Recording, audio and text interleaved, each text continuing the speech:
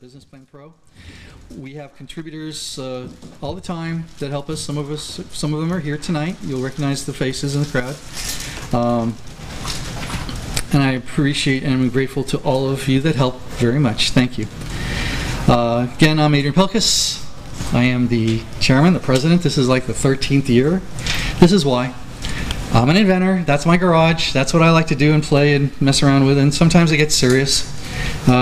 30 years we have actually had a product development company called A Squared. You'll see some of the banners, posters, flyers, cards, doing over 300 different products. Here's some of them. You might recognize it if your shopping cart locks up.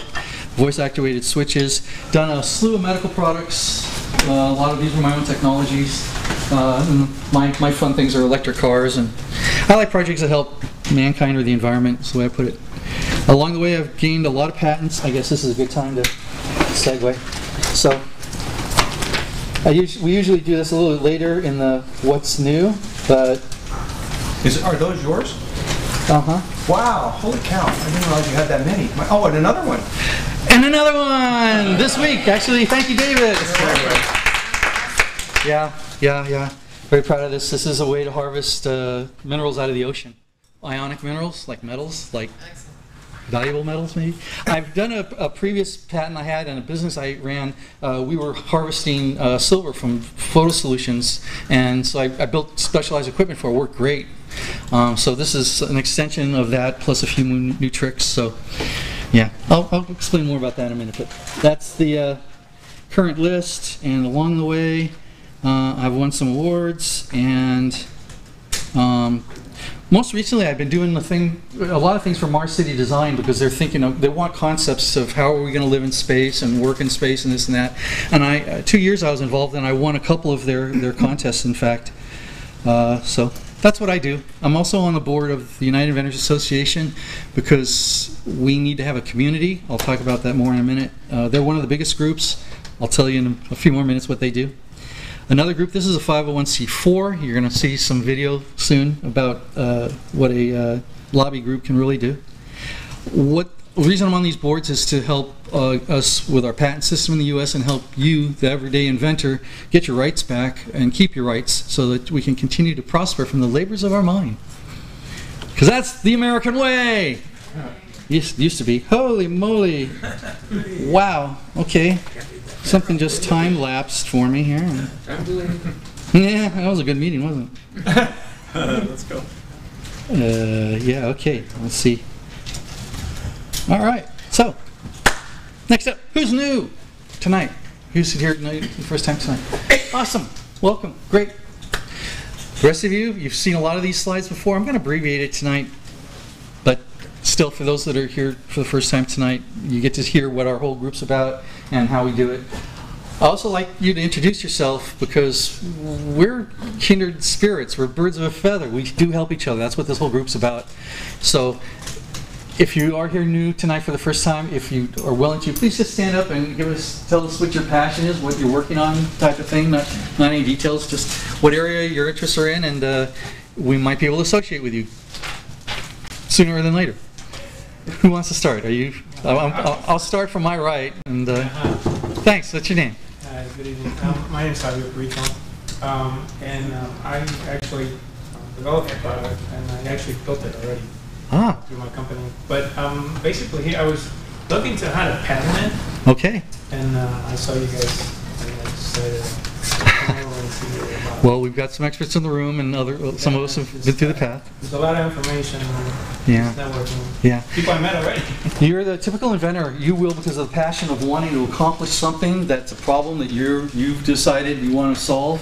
You'll go ahead and you'll build something, and you'll design it, and you'll build it, and then you go and look at the patents. And that's one way of doing it. The way we suggest is the other way around, though. It's a patent search first. So that way you don't reinvent somebody else's wheel. If you do find things that have been patented in that area, quite often you can make an improvement. So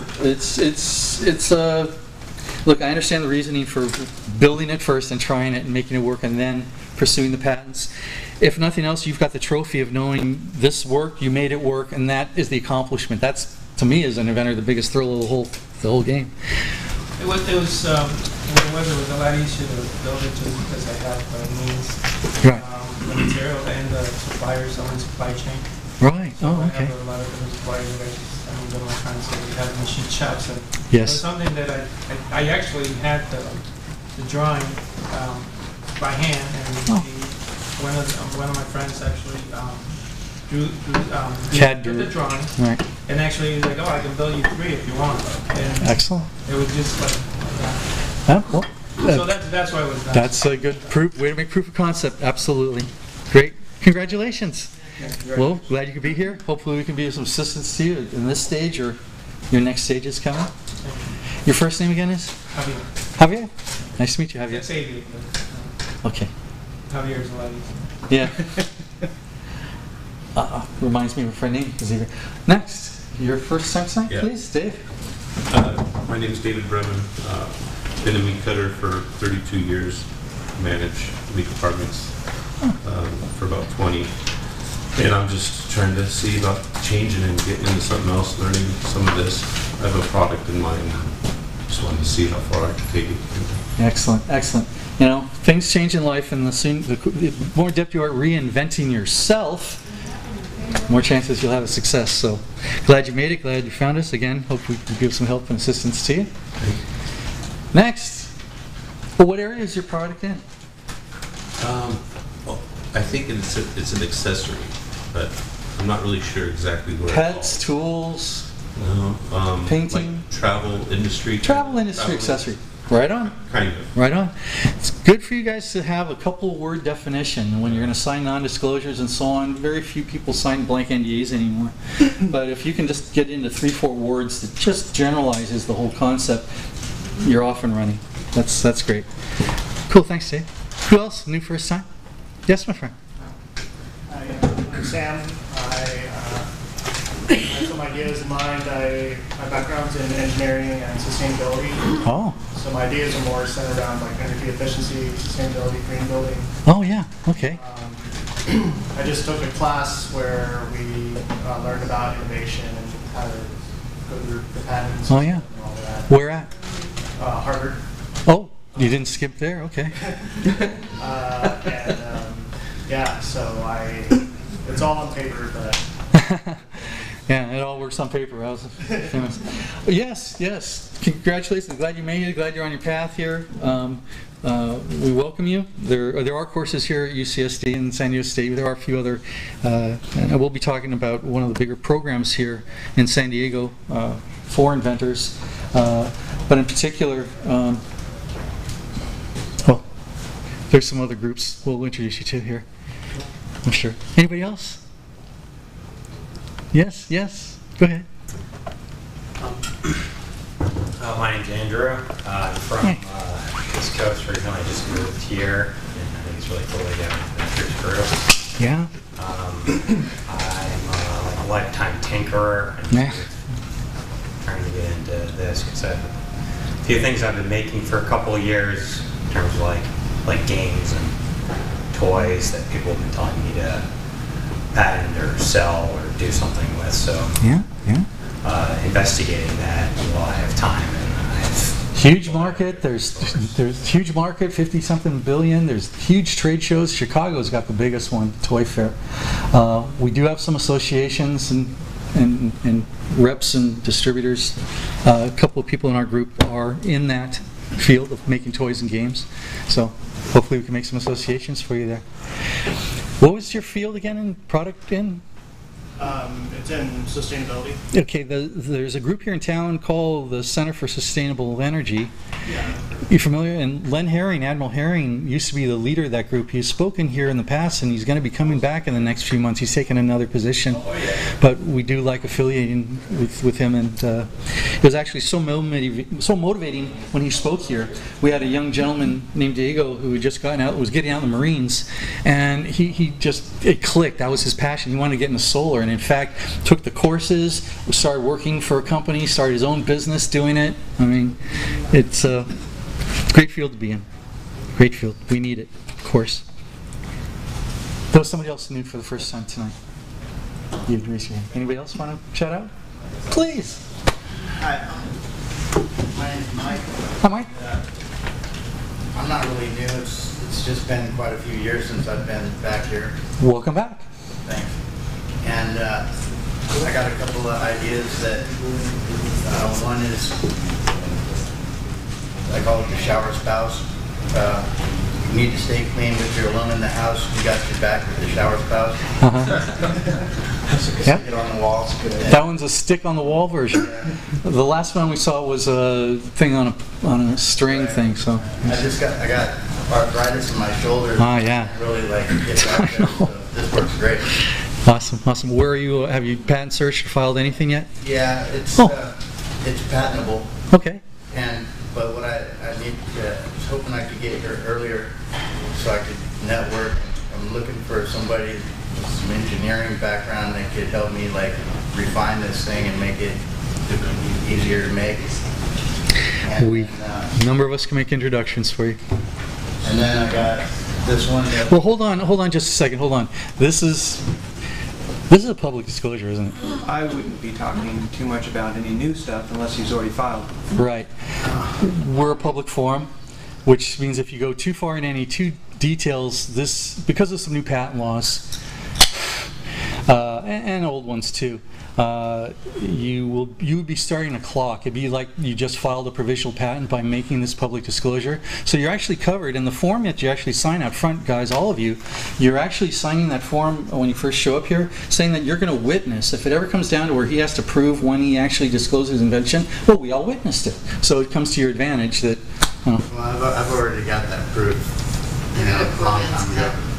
Say again? I did a poor man's patent, so years ago I mailed it to ourselves. Yeah, that doesn't work. That's not worth the stamp you put on the envelope. Now it's first to file. Years ago, we was first to invent, which was probably more appropriate, and that type of thing worked very well. So you could identify the actual timing of when that invention was. But now it's the first person in the office. And it's you know how bad this has gotten? I'm involved with another amicus paper for Centaur. This case we were talking about today, the reason the company is being denied its patent on a drug is because they had to disclose it to the investor. They didn't disclose the formula of the drug. They just had to disclose to the investor that they were creating a drug. The investor was a public company, and they filed the public papers to the SEC, and now the patent office is saying, well, that made it public that you sold a product. So there's some more words to go along with this brief description, but that's the gist of it. So yeah, making public disclosures of any kind can actually now work against you as far as starting off the clock. We're going to get into that a little bit later. This is about inventing as a whole, not worrying about what the patent office is doing. Patent office is going to change. We're going to see to that. Anybody else new tonight? Want to say hi? Thanks for all you that did share. Appreciate it very much. Hopefully you'll network and meet with other people, because that's all this is about. As we network more, you get more things done, you meet more people. Okay. Hi Michelle. We are going to go to, let's see, what else is in here? Jumped all the way to the end. How interesting. Oh, because I hit the end button. Close your eyes. I got to do this. You're going to know this presentation backwards and forwards. Hey, there's our speaker. All right. Dan, are you ready? Sure. Okay. Do you have slides? Did you give them to Dan? Yeah, I gave them Okay. back there. Okay. Well, folks, our inventor of the month tonight is this gentleman walking up right now. You're about ready to meet Dan Garcia with the Sipsey.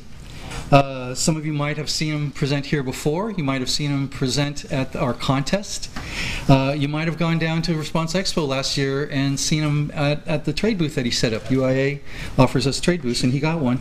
Not only did he get the booth, but he actually won the award for Best in Marketing at that trade show. Now, we haven't talked to Dan since this time, which was almost a year ago. Yeah. And are you ready to go? Yeah. Do you have the slides up? First slide says Sipsey. No, they have to be up there. I can't present on the Okay, give me a stick. I'll try it. Thought we had this set up. Let's see what happens. Well, That was please. obviously my younger days. Yeah. Well, so ladies and gentlemen, Dan Garcia. Thank you very much. Which one of these is what you want? Sipsey top one? Let's try the PowerPoint version. Let's see if that one will work. This one. Yep. Okay. Going to the slideshow. There's a link here. That's hyperlinked into the word Sipsey. So if we can click that and see if that works. Yeah, it should. It's going to bring up a website. Okay. Some of you have seen this video before. Is there audio on this? Yes. Jen cares about keeping her family We're getting high healthy tech. and preserving the environment. She noticed that many people drink from disposable containers that look pretty much alike. And after hosting a recent party, Jen had to throw away many half-filled bottles. Jen realized that people couldn't tell their drink apart from others, and not wanting to catch germs, got a new drink. There had to be a way to prevent this kind of waste. Well, Jen found a solution. Sipsey. Sipsey is a patented, customizable top that's easy to use and fits many sizes of plastic, glass, and aluminum beverage bottles, including water, juice, sports drinks, and beer. Of course, it's handy for wine bottles, too. Quality made in the USA, it's antimony and BPA free. With Sipsey, it's easy to identify your drink. And since Sipsey is portable with its own protective case, you can use Sipsey at home or on the go, at work, school, or parties, in bars and clubs to keep your drink safe, while vacationing or camping out, at sporting events, on the field and in the stands. And you can customize Sipseys for organizational and corporate promotions. It's a fun way to get the word out about your group or cause.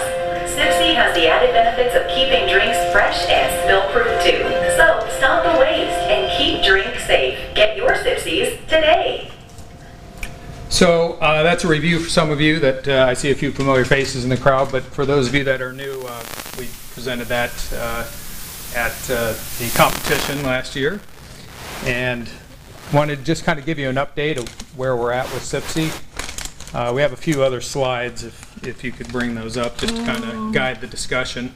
Right. Below there. Back to the PowerPoint. Yeah. This one.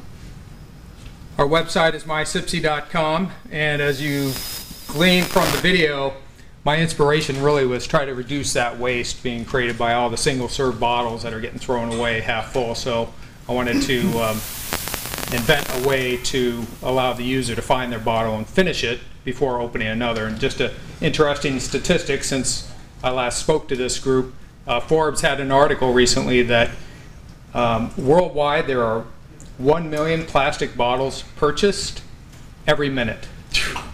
And only 10% of those are getting recycled. Oh, no. The rest are ending up in landfills, out in the ocean, getting incinerated, adding to the carbon footprint. So it's a real big problem. So that was really the inspiration for inventing Sipsey. Just an update, a few things that I've got going on with Sipsey. Been issued 2 utility patents. Third one has been approved by the examiner. We're just waiting for that, that number to be issued. Had the name and the artwork trademark, both with the U.S. Patent and Trademark Office as well as the World Intellectual Property Organization. And we've gotten into some licensing arrangements, particularly collegiate licensing, starting with the University of San Diego, putting their logo on the Sipsey case. Actually got one hanging around my neck at the moment. These are great for trade shows, lanyards. Bottle stopper goes nicely in its carrying case.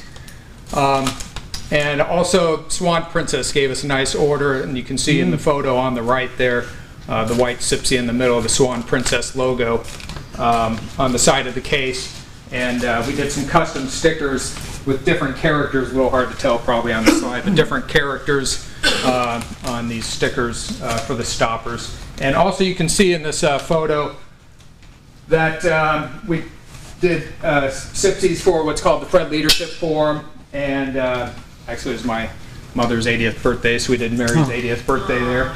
But what you see on the left and right Sipsey stoppers there are initials, so the idea behind that is for at these events and at the forum that we attended, we got the attendee list, and we got the names of the attendees and put their initials on the stoppers for them. So everybody, it was actually the Fred Forum, and everybody got a bottle of Fred water. They're not affiliated with each other, just a mere coincidence. And everybody got Sipsey with their initials on it, so they keep track of their Fred water bottle. Next slide, please. Sure. Among other things, since we last spoke to the group here, entered Sipsey in the International Create the Future Design Contest and was in the top 100 out of over 1,100 entries. Congratulations. Thank you. The California Resource Recovery Association recognized Sipsey as Outstanding Waste Prevention last year, and also, as I think Adrian mentioned, Top Marketing Award at the UIA Direct Response Expo. And then there was this podcast called My Cool Inventions, got 98% thumbs up. So that was kind of cool. I won't go through. Very cool. Good progress, Dan. Good progress. Thank you. I won't go to the hyperlinks of the articles, but there have been several articles written about Sipsey. That's been great publicity for us. And on the next slide, you'll see actually one of them. We're now focusing our energies in the promotional product space by customizing Sipseys, like with the university logos on the side. And in Vegas, a few weeks ago, we were at the Promotional Products Expo, and on day one of the expo, we just got swarmed with interest from the distributors because they're always looking for something new in that space, and so they were really excited to find Sipsey, and we've just been fielding lots of emails ever since that expo. Awesome. So that was great visibility. There was a journalist there that interviewed us and wrote an article that day that you see on the screen here. Day one, it was the top of the best of the expo, so that was pretty exciting. So thanks. Good job. Hold your applause to the end. Oh, big one's saving the best for last. Right. Huh? No, that might have been the best. But anyways, so it was really exciting to get that kind of recognition. And let's see, that might be the last slide next. This is a distributor info sheet just for the promotional product space for those distributors that have the clients looking for a new promotional product. We are sending this out to them, and it shows that there's a variety of ways to customize the stopper with the basic label, the 3D dome label. You can emboss or actually deboss the stopper permanently, and then there's a permanent heat transfer. We can do the stopper as well. We bought the machine to do the heat transfer on the stopper as well as on the side of the case. So that's full digital, full color. A lot of the printing capabilities that you'll find in this space are single color, and it gets really expensive to add colors to it. We're really excited that with the decals that we're using with the heat transfer, we can go full color and at no additional charge. So that's pretty cool on the case. I was just giving you a thumbs up. Made in the USA. Yeah. Thank you. Thank you. It's very important to us to have this made in the USA. Sure. There's a lot of people encouraged us to go overseas, but we were using FDA certified, food contact safe, BPA free materials. Oh, that's awesome. And so we wanted to give that quality assurance to the customers. How many gallons and gallons and gallons of water have you drank out of a bottle that wasn't BPH free? You didn't know it until it got warm, and then you started having that weird taste thing. How many of you remember that taste? Well, there's enough chemicals leaching out of that bottle to... Right. So if you have, if you get product made overseas, you risk them, substituting inferior materials in your product. So that's why it's important to us to stay in the U.S. and use those high-quality FDA-certified materials. I do think that probably is the last slide. I'll go ahead and pass around for everybody to take a look at the different types of customization that we can do with Sipsey. I think we have them all in here if you want to pass them around. Are there any questions? I probably took more than my fair share amount of time as it is anyways, but last time I heard your talk, you only had a one cavity mold, so it was a little bit of a price issue for you. I was wondering if you expanded and have a multiple cavity now. We're still at one cavity at the moment, and once the volumes warrant it, we'll definitely go into that multi-cavity mold to increase the margins and reduce the cycle times. But we're definitely keeping an eye on that. Very cool. Questions or comments? Questions? Can I go online and purchase 20 just for I was thinking my granddaughter's birthday is coming up, and Oh, cool. that'll be something great. Awesome. Well, where you can find us at mysipsey.com. I can give you a business card too, and we can take a look at the different options that we have to do that. So, anyways, all right. About 10 more Well, minutes. more than my allotted amount of time. I appreciate your attention and No. indulgence. Thanks so much. Awesome. Thank you, Dan. Thank you very much. Thank you very much. Thank you very much. Thanks, Adrian, for letting me come back. I appreciate that so much. Letting us all know. Keep persistence. That's definitely a big part of the picture, isn't it? Yeah, thank you. Yeah, you're welcome, welcome. I noticed a couple others of you came in that I know have a few more updates that you might want to make. Brent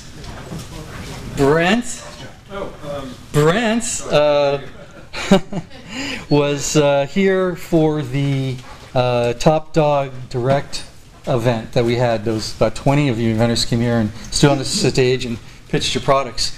Brent, this product seemed to have gotten sparked a little interest. What's going on, Brent? What was the story?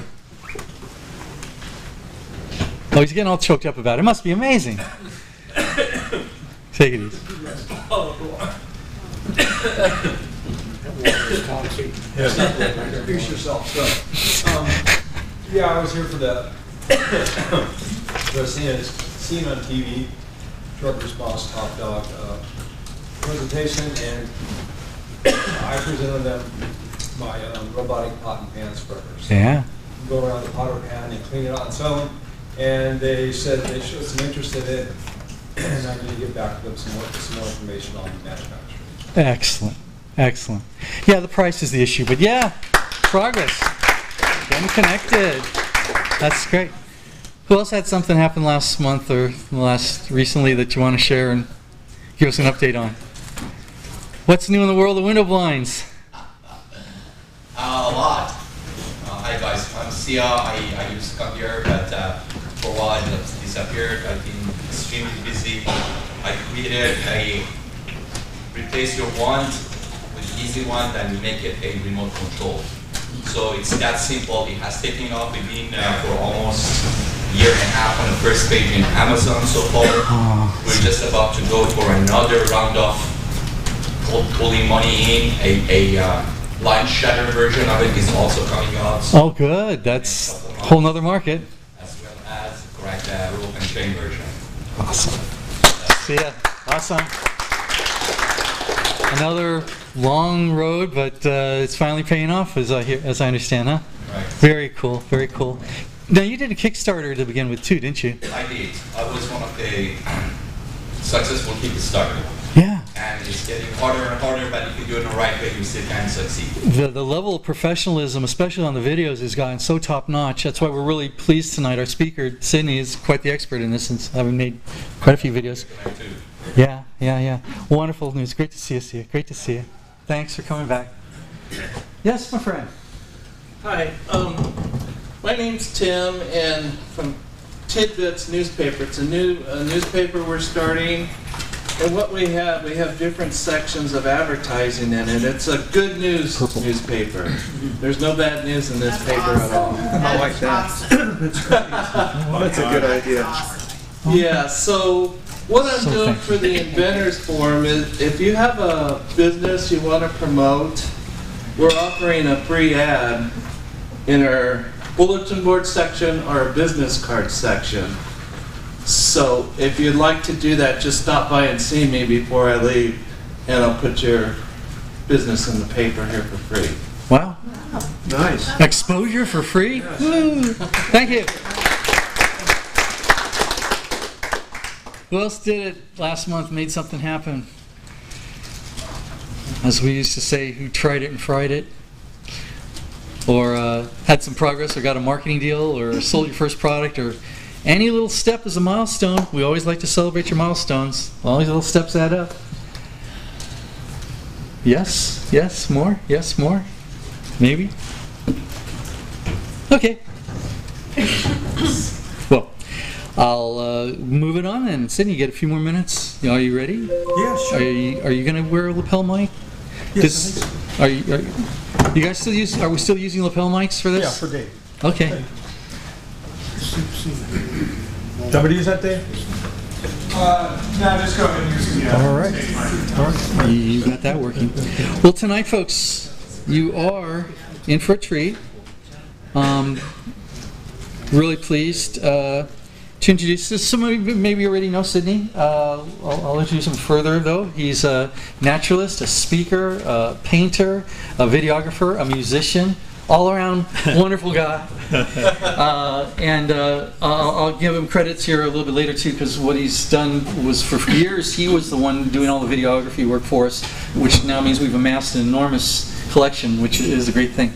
So along those ways, Sydney has developed so many videos for other clients, including we've worked on projects that were videos for Kickstarter, which is really prevalent nowadays. So without further ado, I will introduce you to Sydney Wallace-Smith. Hey,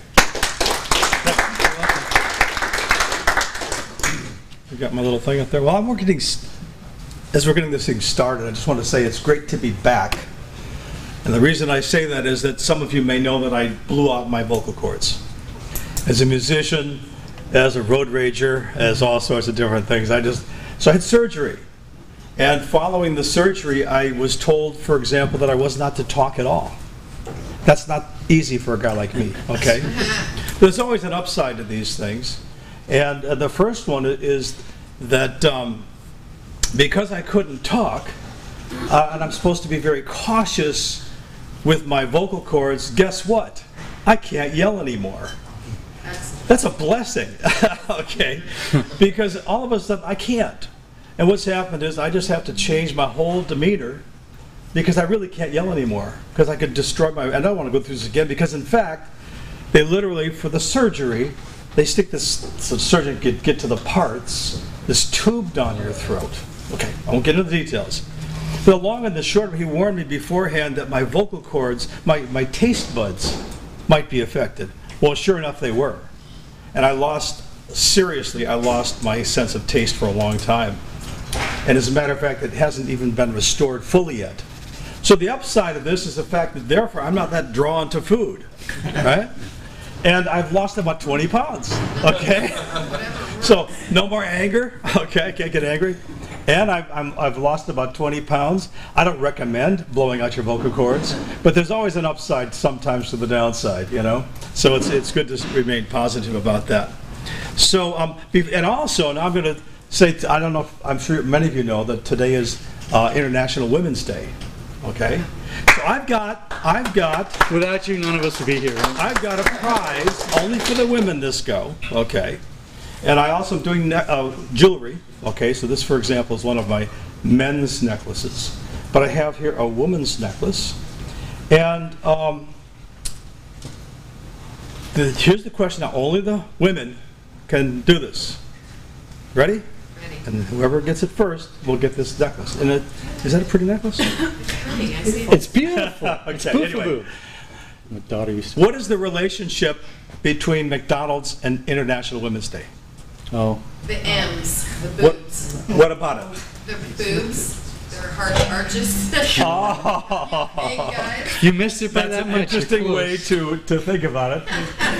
Yes. They flipped it upside down. Today. Right. Oh, The arches yeah. are upside down, Yeah. and therefore that's to be a Be W upside for down. women. So you win. Oh, wow. One of my favorite people. You're close. Okay. Great. And now something for everybody. I'm also a musician, so I got another prize. And so here's the deal. I'm going to ask a question, and whoever wins this one gets, believe it or not, a free download card to my newest album called Jungle of Fools. All right? So here's the question. What is the percent, whoever gets closest gets this, okay? What is the percentage of Kickstarter campaigns that don't succeed? Billions. Percentage. Percentage, yes. 85. Okay, 85. Let's say 80. 97. 97. 50. 50. 99. 99. 25. 25. 35. 35. 92. Hike. Okay. Okay. 50 gets it. Really? 64% of Kickstarter campaigns do not succeed. And so that's actually what I'm going to be talking about today, our Kickstarter campaign. You want to deliver that to our, it's up here, let's put it that way, okay? I'll take it. Congratulations. Who won? Okay. Who won? Who said 50? Right here. 50 right here, okay. So this is I do a lot of stuff, I'm a creative junkie. Hey, congratulations. Thank you. Just follow the instructions and you can listen to it's an album, okay? And by the way, I finished that album and then my throat went totally whackable. I was going to do launch parties and forget it, okay? So anyway, what I'm going to be talking about today is Kickstarter and ramping up for Kickstarter. And I'm going to change it a little bit from video for inventors, because a lot of you really aren't going to go out and make a video, but you're going to have to use video in the most effective campaign right now, which is Kickstarter. Okay? What do we got here? Page down. Oh, good. Adrian just noticed that I misspelled my name. Okay, on my Gmail. It's WILDESMITH. But if you have any questions, ask me. Okay, here we go. So there's all sorts of crowdfunding sites right now. And Kickstarter's at the top of the heap. But there's all sorts of others. Indiegogo, Patreon. I'm going to talk to them because they find people to support artists. Okay? And GoFundMe, I know some people who've used that. A person had a stroke and tremendous amounts of bills. They went to GoFundMe and they were able to get support from their friends and things of that nature. So each one has its own parameters, and I'm not going to go into those details now. But this is a list of the top 20 crowdfunding sources. Okay? So let's talk about what it takes to, I'm going to give you some really good information about how to do a Kickstarter campaign.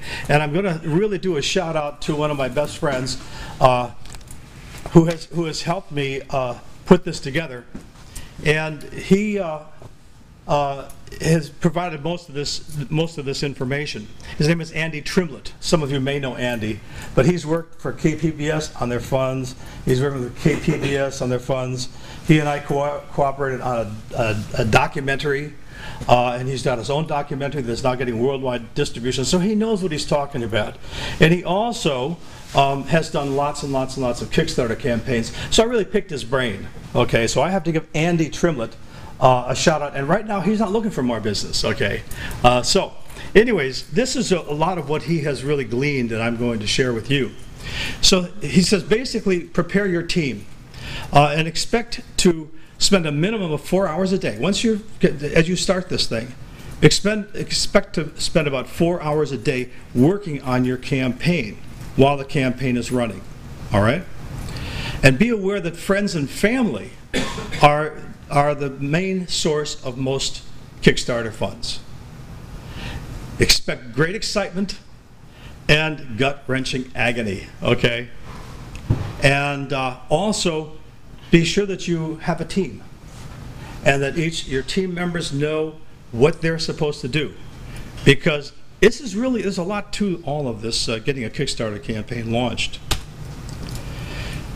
First thing to do, I suggest, go to Kickstarter and review similar successful projects and steal their ideas. I don't mean language, I'm not talking about graphics and things like that, but what worked for them? Just really start to analyze as many as you can of people who've run similar types of Kickstarter campaigns. You know what I'm talking about. It's market research. What's the competition doing? What defines success? And where can you tap into that? It's a great source for information. Sidney? Yes, sir. They actually offer a web link to the most commonly used and most successful terms used for Kickstarter campaigns. There you go. There is a website, and they also conversely show you the words that you should not use. Very good. Well, I'd like to learn about that. Okay. So it's kind of an interesting little thing. This is one of Andy's little tricks. He says, when you first start your campaign, use one word, because that defines the URL. Kickstarter.com /, and if you have one word, that is easy to share that link and people will remember it. As soon as you've done that, then go back and really define, you can retitle your actual page, okay, before it launches. So that's just a trick. It's a very useful thing. Use one word. And make sure that the word is the likely word that people might first try to search on Kickstarter, okay? Create a video. And that's what I've done lots and lots of videos. And the truth is, not many of you are going to go out and create your own videos, although you can. But the video is the most effective way to communicate anything these days because it works on all platforms. People are watching videos on their phones, on their laptops, on their tablets. So the video is critical. And when you do that, here are some key points. Keep it short, 2 to 3 minutes. Much beyond that anymore, people just plain tune out. And you got to get your message across to them. It's very important to be clear about what your project is for. What's it really going to do? What's it for? What's it going to do? It's sort of like selling, okay? You're going to sell something, you want to define the problem, you want to define the solution, and then call to action and things. But really define what's this for? And then explain the concept, convey excitement. That's what I try to do when I'm talking, and most people do. It's always better to have, and on the Kickstarter campaigns that are successful now, there's a lot of pretty talented people who throw a lot of excitement out there. Some even kind of zany, and that works too. Explain the benefits. Why is this going to help you? Well, you know, how is this going to help your life or help a cause, okay, or solve a problem? And then ask for money. Literally ask. It's always one of the most important things in your Kickstarter campaigns. Next, you have to have a literal storyline for your Kickstarter campaign. So here's very important aspects of creating that. So here you have to have a story text, and that's always what even with a video, you start out with your storyline. So be very clear about what your project is for. Explain the benefits. We've already gone through that. Explain why you need the money. Is it for marketing? Is it for advancing the product, developing some new concept, solving a problem? In this page, now what you're doing is designing that page that you see on Kickstarter. Be sure to use lots of graphics, particularly for your rewards. Okay, have pictures in the rewards. That draws attention. And then also establish your own credibility. Let them know that you are someone who actually knows what they're talking about, and however you can convey that you're a real person and a good person, and that you're going to fulfill what you say you're going to do. Add testimonials. Always try to be sure that you have some people who are behind you, believe in you. That actually adds to your credibility as well. Okay. Ask for money. That's got to be certainly a part of all of this. And you want to keep this short. As you create your Kickstarter campaign, don't go on for 4 pages. Keep it about 2 pages, because again, people's attention is short, particularly if they're trying to find something that they might be interested in doing. Now, as you know, Kickstarter is very much based on rewards. And what you want to do is not have like 20 different rewards. People, their eyes glaze over and they kind of go, I don't know what I want to do. So just have a number of reward levels. A half a dozen is a good number. So for example, for those people who perhaps just want to get involved to support your effort, friends and family or whatever, just low levels, $5 to $10. A mid-low level, up to $50 would be another good level. And then also a mid-high, you can see the numbers here, $250, and a high level of $1,000. Now you can add as many different rewards as you want, but keep the support levels within that matrix of about 6. Okay. Here's a really important thing. It's extremely important that as you launch your Kickstarter campaign, because you're going to do we're going to talk about how to get there, but you want people to go there and go, hey, it's working. So you want people to start to support you right away. So one of the things that you want to do, and I'll say this, once you launch a campaign and you define your rewards, you can change those. You can't back out on a reward that you've talked about if someone buys in, but you can change them. Okay, so for example, if you start your campaign, you might do something like the following. For people who come in within 5 days, you're going to get a 50% discount on this item. Typically, after 5 days, the price is going to go up, because you want people to respond on a timeline. And the more tight that timeline is, the more it's going to drive them to actually do something.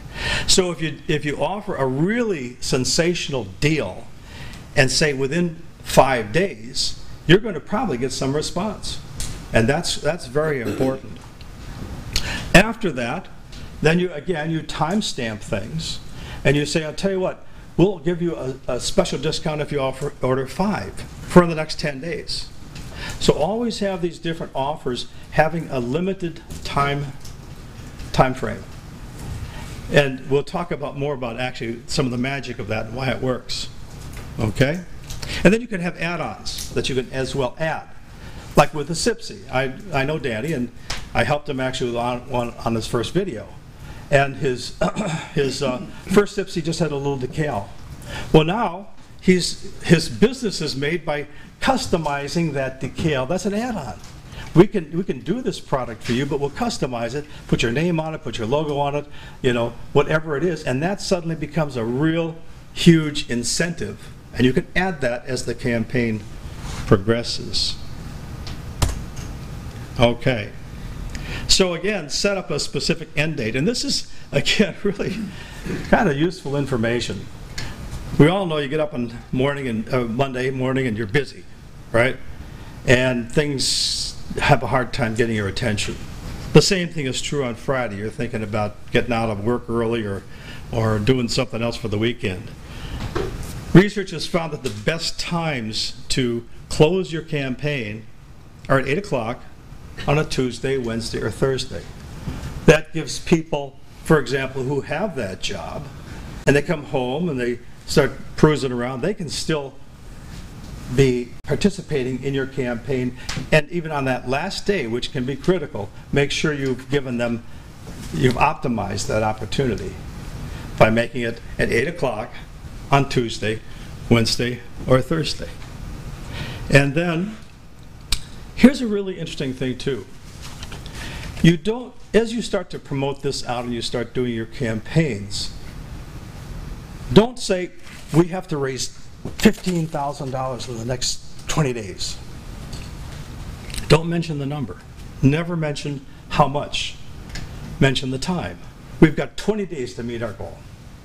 When they see that number up front, I don't know, something happens, okay? So don't mention how much you have to raise as you're doing a series of emails. Talk about how much time is left to reach your goal. It just is it's a magical little difference there. This is also really important, and that is before you launch, be sure you've run your campaign by people you know. And of course, we all know, particularly as inventors, how many people they don't want to insult you, they don't want to make you feel bad. Friends and family, not many people are going to say something because I can start a family feud, you know. So make sure that if they're going to give you some feedback, that they're not just saying, oh, it's great, yeah, it's great. Pick their brain.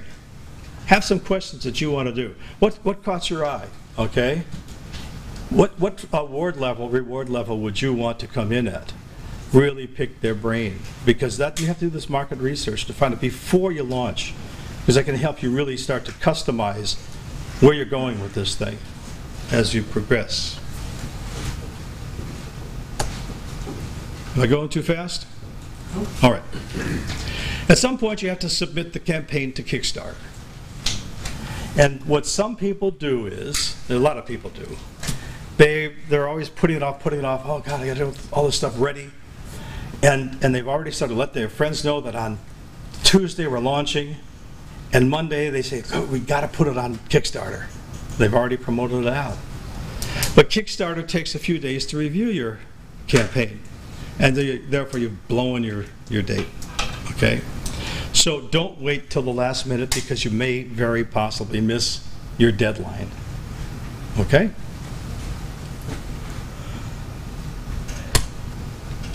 Now let's talk about some of the promotions. And this is, I've been involved in a number of Kickstarter campaigns, and far too many people think, this is a great idea, I know it's going to work. They launch their campaign and they haven't done any work up front. And that's the biggest reason that campaigns die, is no one really has the eyeballs coming to look at their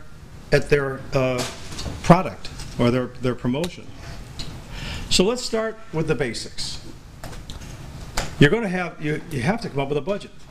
You don't want to get in over your head, so start thinking about things. We'll talk about MailChimp, because that's something that you can easily use, and there's a free format that is brilliant, totally important. So, but you can also get into a more robust form, but it actually is a free form that's very useful. Facebook and Google ads, we'll talk about that briefly in a moment, but they also cost money, but actually not all that much. It doesn't cost a lot to do Facebook and Google ads.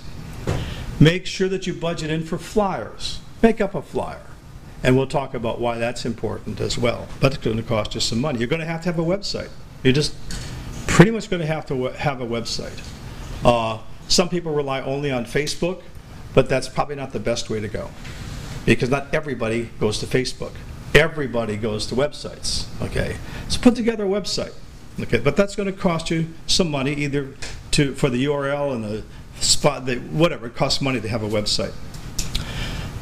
There's going to be some travel involved, and we'll talk about that as well. So make sure that you have enough to fill your car up with gas to get to wherever you're going. And then as well, make sure that you're budgeting in the production costs for this device, this thing, whatever it is, and shipping. Shipping can kill you, okay?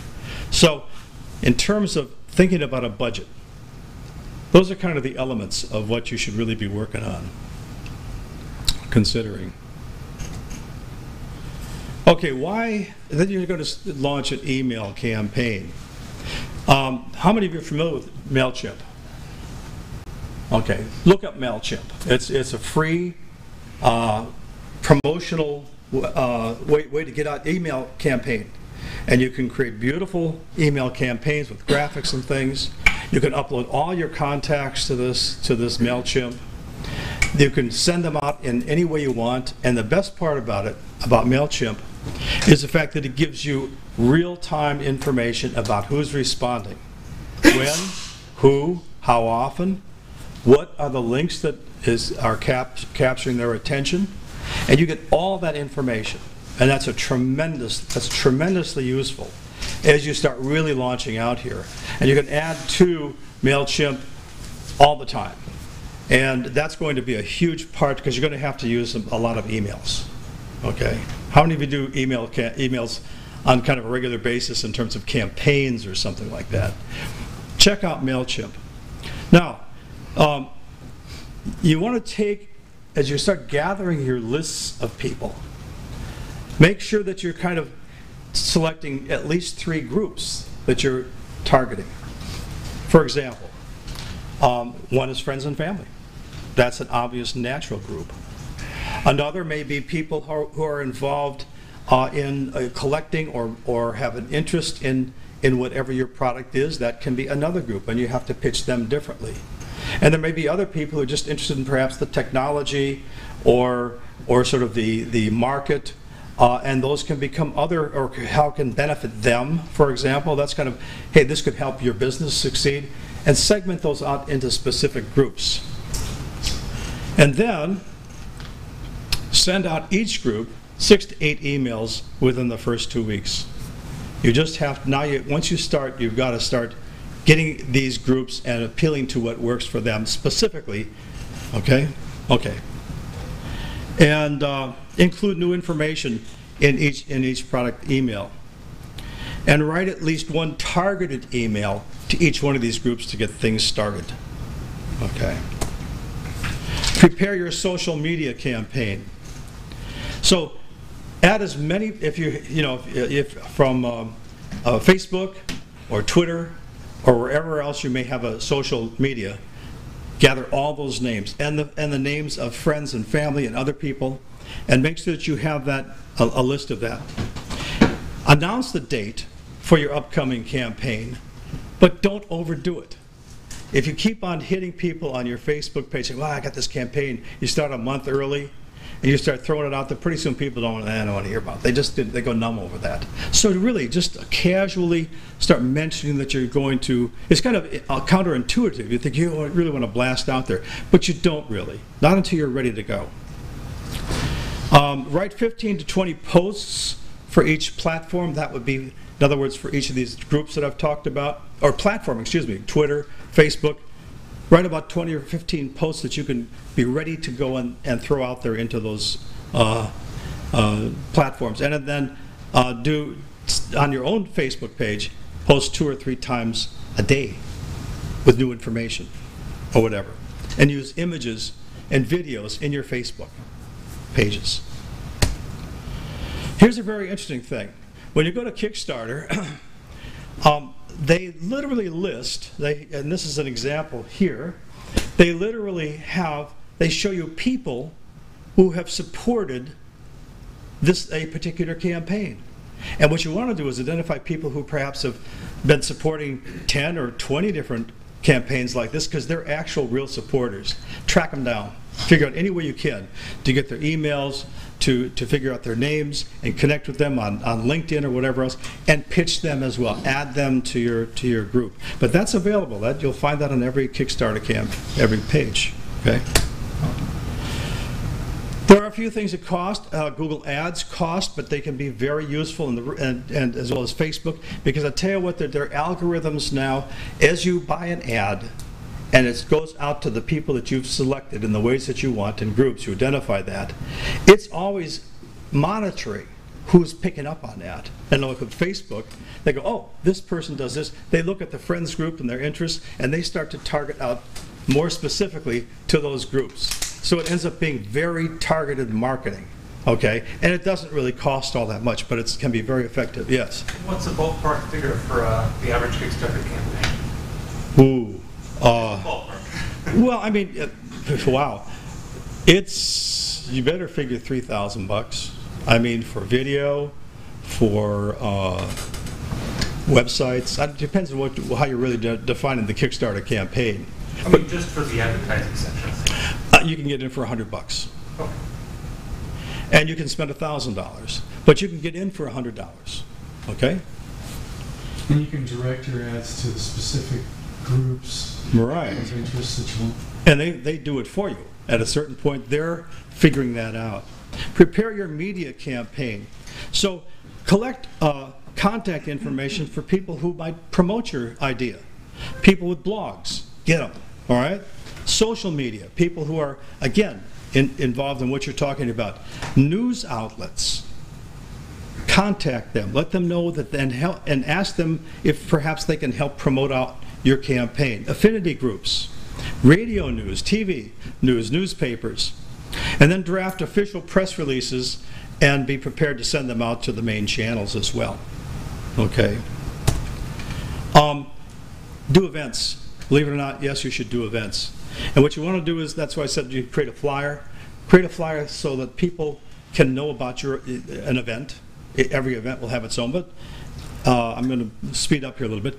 Create a flyer, and this is what you want to do. You want to plan to attend 5 different events in your local community, or wherever you can afford to go to, okay? But this would be, for example, in organizations that might have guest speakers, or have, like we do here, inviting people to get up and talk about what they're doing. Go to them and announce them with have flyers available and share those things, okay? And then also contact event organizers that may be doing something to ask if you can actually do a presentation. And you'd be surprised. A lot of we do here all the time. Set up your own events. So choose a secure date. On day 1 of your launch, have your own party for all your friends and family. And then there's a lot of things here. I'm going to kind of move. You've got the flyers, you've got the affinity groups. But here's an interesting concept. At those events, be sure that you've got your laptop or your tablet or something where if a person is interested, you can say, hey, you can contribute right now. Again, right now. Let's do it right now.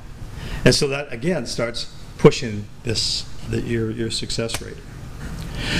On your website, one of the interesting things about Kickstarter is the fact that you can, on first day, post that image of your campaign. And I haven't done this yet, but I've heard that you can literally get this to be live. In other words, it's showing your campaign as it's gaining momentum. So therefore, on your website, people can see if they go to your website, how successful you are in real time. And that's pretty cool. But make sure that you've got that featured, okay, on your home page. And prepare your deadlines. Try to be sure that you're going to raise 10% in the first week, okay? And we've kind of talked about this time-limited rewards. Make sure that that's an important part of limiting the time to which people can do it. So create a reward distribution plan. Make sure that you've got the cost of your device built in, and as well the shipping, so that you're not, because you want to make some money on this thing. You don't want to do this for free. That's the objective. Thanks. All right. Questions? Yes, sir. So wouldn't you have a patent already started before you do this, or oh yeah, like the money that you included? No, I mean, this is the expert right here, and the answer is yes, but go ahead, or at least what do you call it, a provisional patent. Yeah. Yeah, because he talked about that. Right now, go ahead, give you a 30-second. Yeah, you don't put stuff out there. Remember the Navy saying, loose lips sink ships? Well, there's never been a time more like now. That's actually a fact. No, you don't go put it on Kickstarter without having it protected, otherwise you're just giving it away.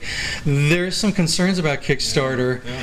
There's a prime example. I'll explain it here in just a few minutes, but I thought that was very point of view. The campaign, the smaller you can keep it, the better now, because the sooner you get on the radar, as the expression goes, the sooner the big companies are going to notice it, and they are mining Kickstarter. I'm going to tell you a horror story about that in a little bit. Yeah. So it does come to your advantage to make the campaigns smaller. China's watching Kickstarter a lot because they can steal everything. So those telegrams. Who's that? China. Oh, China. We have more concerns now with concerns now with as seen on TV companies knocking you off. China's changed their patent laws. China's actually copied our patent system. Better protection in China now than here in the U.S. I'll explain that in a minute. But questions? Yeah. Yes. What would you consider an appropriate reward for your reward to you? For the reward? What would you consider an appropriate reward, like as a giveaway for your? Well, you don't want it to cost you a lot of money. So whatever the reward is has to cover your costs. And I talked about that in terms of the actual product and the shipping, okay? Sometimes it can just be a shout out. Thanks so much. Exactly. Particularly for friends and family. That's the low levels. I just want to help you out. I think that's a great idea. As you start going up, it can be, for example, as I talked about, an early version of this. Okay, you're getting it early, but then you have to price it out again so that it's profitable for you. And then it goes.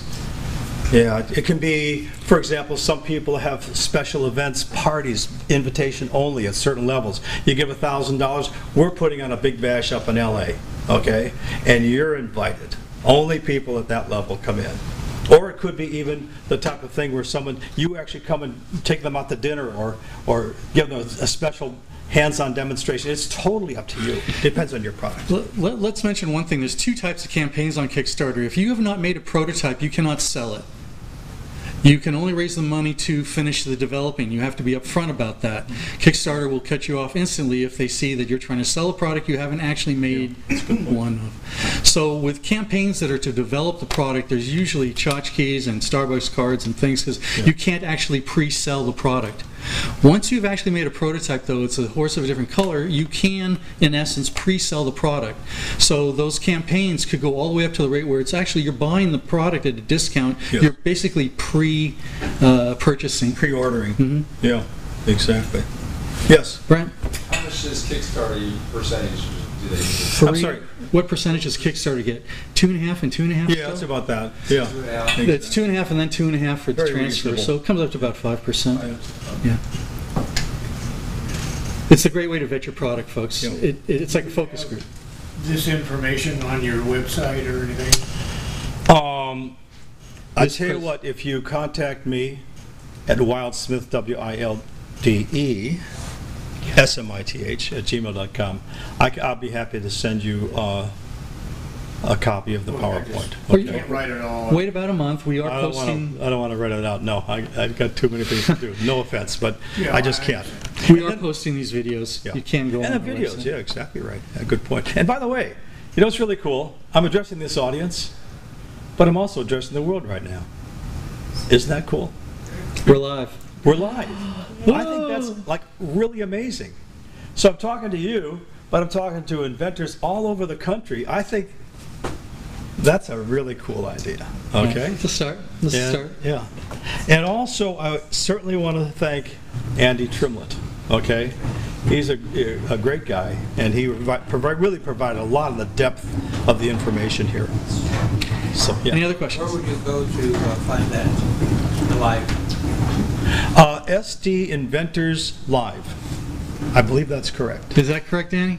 Yes. All right. We'll start promoting this more. Tonight's still a test of systems, so to speak, but we're ready to really launch this thing full scale. Are you going to link to other clubs then? Yes. You're going to do this too? Yes. Oh, great. And we're going to, starting next month, have speakers that are going to be coming in. I'll get to that in just a minute. That's great. Yeah. Any other questions for Cindy here? Thank you. Awesome. Thank you, my man. Great show. Great show. Okay. Let's see if I can get us back. Okay. This is always the fun spot, right? And then here. Go to here. And that was that. And this is this. Well, that's interesting. Okay. Huh. Hello. Hello.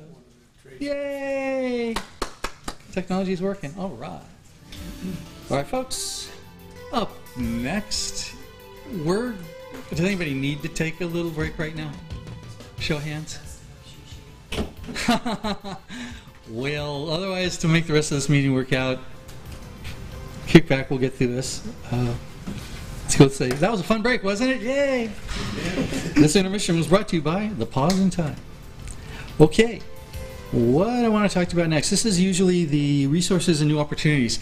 I have shown this slide deck so many times, I will breeze through it after this, but what I'd really like to do here now is get to, how many of you do not get the newsletter?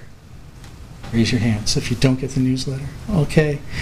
Well, I want you to sign up for it because this is what it looks like and this is what it includes and this is where opportunities and news really becomes quite available for you. So, to that end, jump in here and I'm going to go through our newsletter. Hello. Hello. Okay, I've got a screen on it here. Let me go to this one, see if this one's live. No. Is this one live? Oh, come on. Danny! Is Danny out there?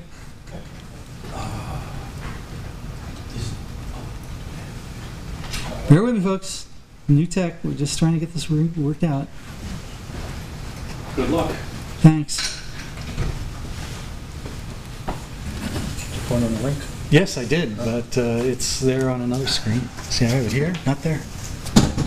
Hey, what's up with that? I don't know.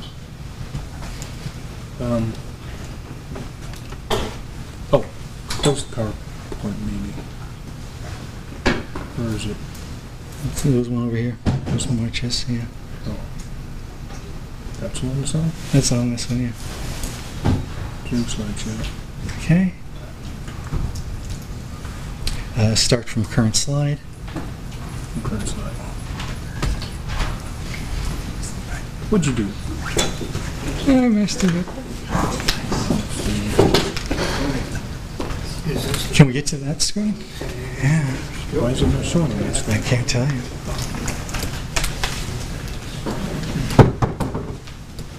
Is that one? No?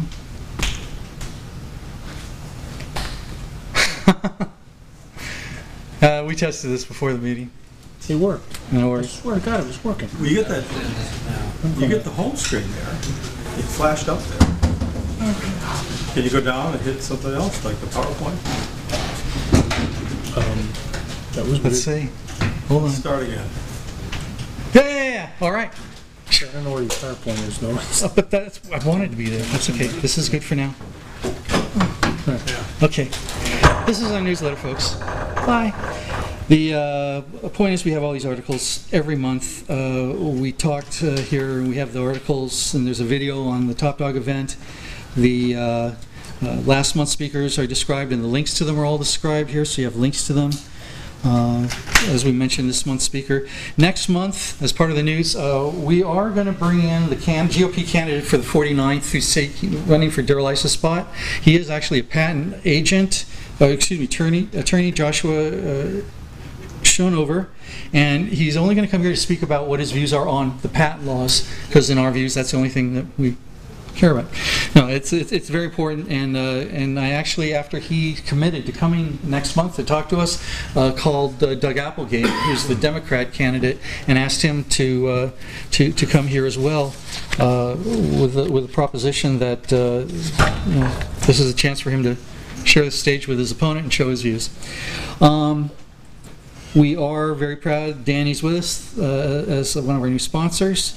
We do mention here again that Tidbits is willing to help promote us.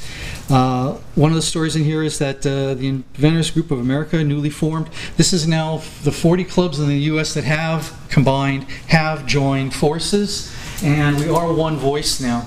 And so we're going to be going to Washington on April, and we're spending one whole day at the U.S. Patent Office to talk to them about patent laws. They've never seen a group of inventors like us show up before in the history of the country.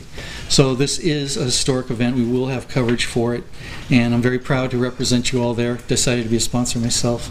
The next day, we're spending the day on the Hill talking to congressmen and staff, again, bringing them up to speed on what's going on with the patent laws that we're very concerned about. Some opportunities for you. Thank you for sharing that you had entered the Create the Future contest. It's up again. So that's an annual event. The Levinson Award is a much larger prize, $500,000 for a senior inventor that's developed something that's ready to be marketed. And those qualifications for it and the links to it are on our newsletter. So here's the next thing, and it really, I usually do this at the end, who needs who, and I say, I need you, and I go off, and I'll do a little bit of that today, but more directly, we are really appalled with the patent law changes since 2011. We've been trying to make news, trying to make awareness. It's very hard. And so we've been accepting any kind of promotions we can get. So, in fact, here is our first promotional, this is a trailer for a video that'll be coming to you soon. Ready? Work. Work. Audio? I think it's off. Speakers 100%. Yeah. There you go. Innovation. America led the world. It's worth taking it back a step. Sorry. The American inventor, protected by the United States patent, an exclusive right to one's ideas, inventions, and intellectual property. From inspiration to innovation, America led the world. Until now. Today I'm burning my patent along with my Internet. colleagues. The patent right is just a broken promise. It's a useless piece of paper. U.S. patent protection strength is under attack. Our leadership position in the world has dropped from 1st to 12th place. The attack on the patent system is an attack on the American dream. You can be anything except an inventor. That idea is being taken away from us now, an essential right. It's in the base constitution, Article 1, Section 8, protecting the rights of inventors. Investors no longer trust our patent system. Big tech companies are lobbying to make it easier to steal. When they steal it, you can't do anything about it. It's cheaper for them to steal your idea than develop it themselves. The administrative state is overriding our constitutional court system and invalidating patents at an alarming rate. Congress created an out-of-control administrative tribunal. Inventors and leading experts are speaking out in a new film on why our weakening patent system is destroying American innovation. To take that away is to destroy liberty, not just for the inventor, but for you and me as well. Unprotected. The shredding of the United States patent system. If our patent system dies, our country dies. I'm not affiliated with this group, but they took it upon. Thank you. Thank you. they've taken it upon themselves to make this an issue and make it known, and we support that. This video is circulating, this trailer, and we were all interviewed for this, so it is going to go mainline. The rest of the newsletter articles, Quirky, I don't know if you remember them a few years ago. Those are inventors that invest in other inventors. They had to reform their company, and they're back stronger than ever now. So it's an opportunity for you to get support and notice. We talk about the trade show coming up here. The MTC Expo used to be what we call the Direct Response Expo. This is the ASEAN TV World, and the United Inventors Association does offer booths at a very discounted price so that you can show your wares and hopefully be discovered. Okay? So the rest of this is our links and what's going on and other news things here. So I hope you get the newsletter. If you haven't, please sign up for it. One of the things I mentioned in here is that the new director of the U.S. Patent Office is this gentleman named Andre Iancu, and it just so happens that he signed that patent that I just issued. So within his first month of office, I got one of his first release patents. That's cool. Anybody want a MakerBot? You know what that is? A 3D printer? I've been talking to the company. If we can get enough people to sign up for it, they'll give us a discount. So if you're interested, we'll get a list together and see what they'll offer us for it, because they need more sales. They like the idea of supporting inventors very much. The petition, I've explained this before. You can sign up for it out there. It mentions the 5 worst things about the patent law we're trying to get changed. Of course, the newsletter mentions our schedules, and it does say we need help, we need supporters, we need sponsors, any of those things anybody wants to help with, we'd be delighted. So this is the newsletter that comes out monthly, okay? And if you haven't got it, please sign up for it and allow our mail to come to you, and there's a real good chance you'll get it. Okay? So that's our newsletter. Was Quirky associated with General Electric, or? Not that I don't think so. Beth Comstock who was associated with it, maybe. Oh, this. It's all just inventors. Yeah. Well, anybody want to fill in on here more? That's interesting. Oh. Wow. Again, you'll know this presentation forwards and back.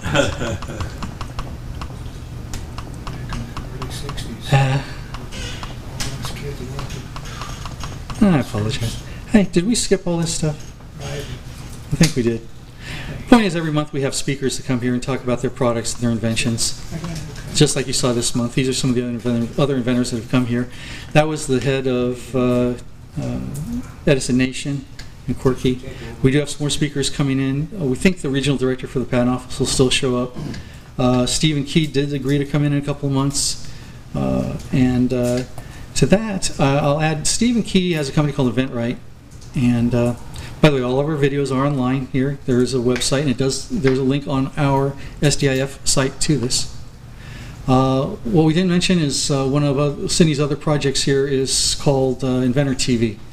And we're just getting this launched as well. This is a fantastic portal for all the clubs in the country to link all their videos onto and to share with their other clubs. Any information or resources, all video based.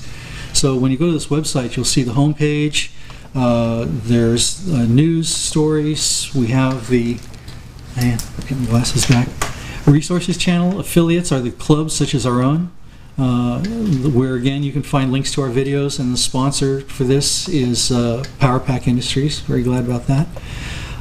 We talk about licensing, and to this end, Andrew Krause is the co-founder of InventRight with Stephen Key, and Stephen Key is one of the most well-known licensors in the country. He's written the book, the textbook now that schools are using, called One Simple Idea. His business partner is Andrew Krause, and yesterday Andrew agreed that next month, via Skype, because we have the technology now, he will do a presentation on how to find the best licensing partners he can find. Stephen? No, his partner. Oh. Andrew ran a club like this for 15 years and then helped Stephen get the InventRight company together. Andrew's a powerhouse of knowledge and does these talks. So you're going to have a really great opportunity to learn how to create a custom hit list on who you can approach for licensing your product, what to look for, what to ask for, and how to get it. Other resources on here are Intelligent University. It's just a great resource page. I invite you to all go there. There's 2 or 3 pamphlets left outside there. Cindy, Dave have been doing a great job on getting content onto that page. And in a discussion with Stephen Key lately, and all those clubs that are united, we're working on getting them all to tie in so we all share our resources, and it's going to be fantastic. So that's the Inventor TV portal. Yeah, I skipped all that before we did the who's new and what's new, so you did get an abridged version tonight. The resources and opportunities, I talked about that webpage. I do offer 1 hour a week for free, one time, for you to come in, and we'll figure out where you're at and where you're trying to go and how to help you get it there. I do this in a process I have been doing for 10 years. I've talked to thousands of you. I go through this exact same process. Step A, step B. This handout is a flyer on the table out here. You can follow it, you can read it, or you can come in my office and we'll go through it together. All right? Process. You file, you search first, you do your market research and costs, your focus group. The difference is one's how it's made and how it's sold. The other one is what do people want. This is where you make $1 million or lose $1 million. Don't do a focus group. You could lose everything you're doing because you missed the feature that people really wanted. Product development is bringing to the market a customer-accepted idea from initial concept through design. So this is really important. Then after these steps, to get a nice, warm, fuzzy, a SWOT analysis of yourself. How much time are you going to commit? What skills can you contribute? What do you need? This is where most of you go, I'm starting my business, this is my legacy, or I got a life, I just want to get some money off of this, and that's what licensing is about, renting the idea. If you pass these things and it's a new idea and it hasn't been on the market and it can be made for some profit, the next thing is the next steps, making that working model. Maybe not if it's too expensive. A lot of times the video you need just needs a mock-up. It's Hollywood, baby, use a prop. Making that video. It's a mini infomercial. The key on any presentations for investment is to go to the heart first, because we think 70,000 thoughts a day, and your interest span used to be 14 seconds, it's now about 8. We all have feelings though, and the strongest one is empathy. So the first thing to talk about to anybody that you want to get interested in your product is, what is the pain, what is the problem you're solving? And it might be the, have you ever had one of these instances where you're trying to do this and this happens and then that makes it really a difficult thing? Well, I've got the solution. That's when you go into what your product does. You explain what your product does, the benefit to it, and how it alleviates that pain. The third thing you're going to talk about then is the cost, the money, how it makes a return on investment. There's a formula to this. Again, what's the pain? What is your product? How does it solve it? Where's the profit come from? That's what's needed to do a license agreement. Starting a business and you're raising funds for it, you're going to have to go into who's on your team, all those spreadsheets in the back. You come in office, we're going to go through this. I'll let you take notes. Otherwise, I've actually supplied one of the basic notes of what our meetings go through. It's still a 2 to 3 minute video you're talking about? Yeah, when you make your infomercial, exactly. This same video could be for making presentations to raise money for Kickstarter campaigns, your friends and family. It's a universal infomercial. A lot of times it's a comparison. It's black and white in the beginning. You can't fry an egg now without a special pan, and it's a mess and people are crying, and then it goes to, well, it's all wonderful now and the kids are smiling. The testimonies are what's really important in that little video, because otherwise all they've heard about is from you directly, and this is your pet project. You start bringing in testimonies from other people and their mind starts going, oh, other people like this idea. So there's formulas to this. Before you leave my office, again, this is on resources for you. I do offer a evaluation sheet. It's actually out here as well. These are 10 questions you should think about before you even start your project. This is the multiple. Can you make it for $1 and sell it for $5? You can get distributors, you can get marketing.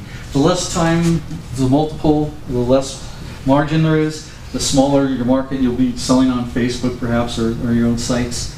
The idea here is to get into products that are very simple to create, huge markets, little competition, very little patents. You've got something that is unique.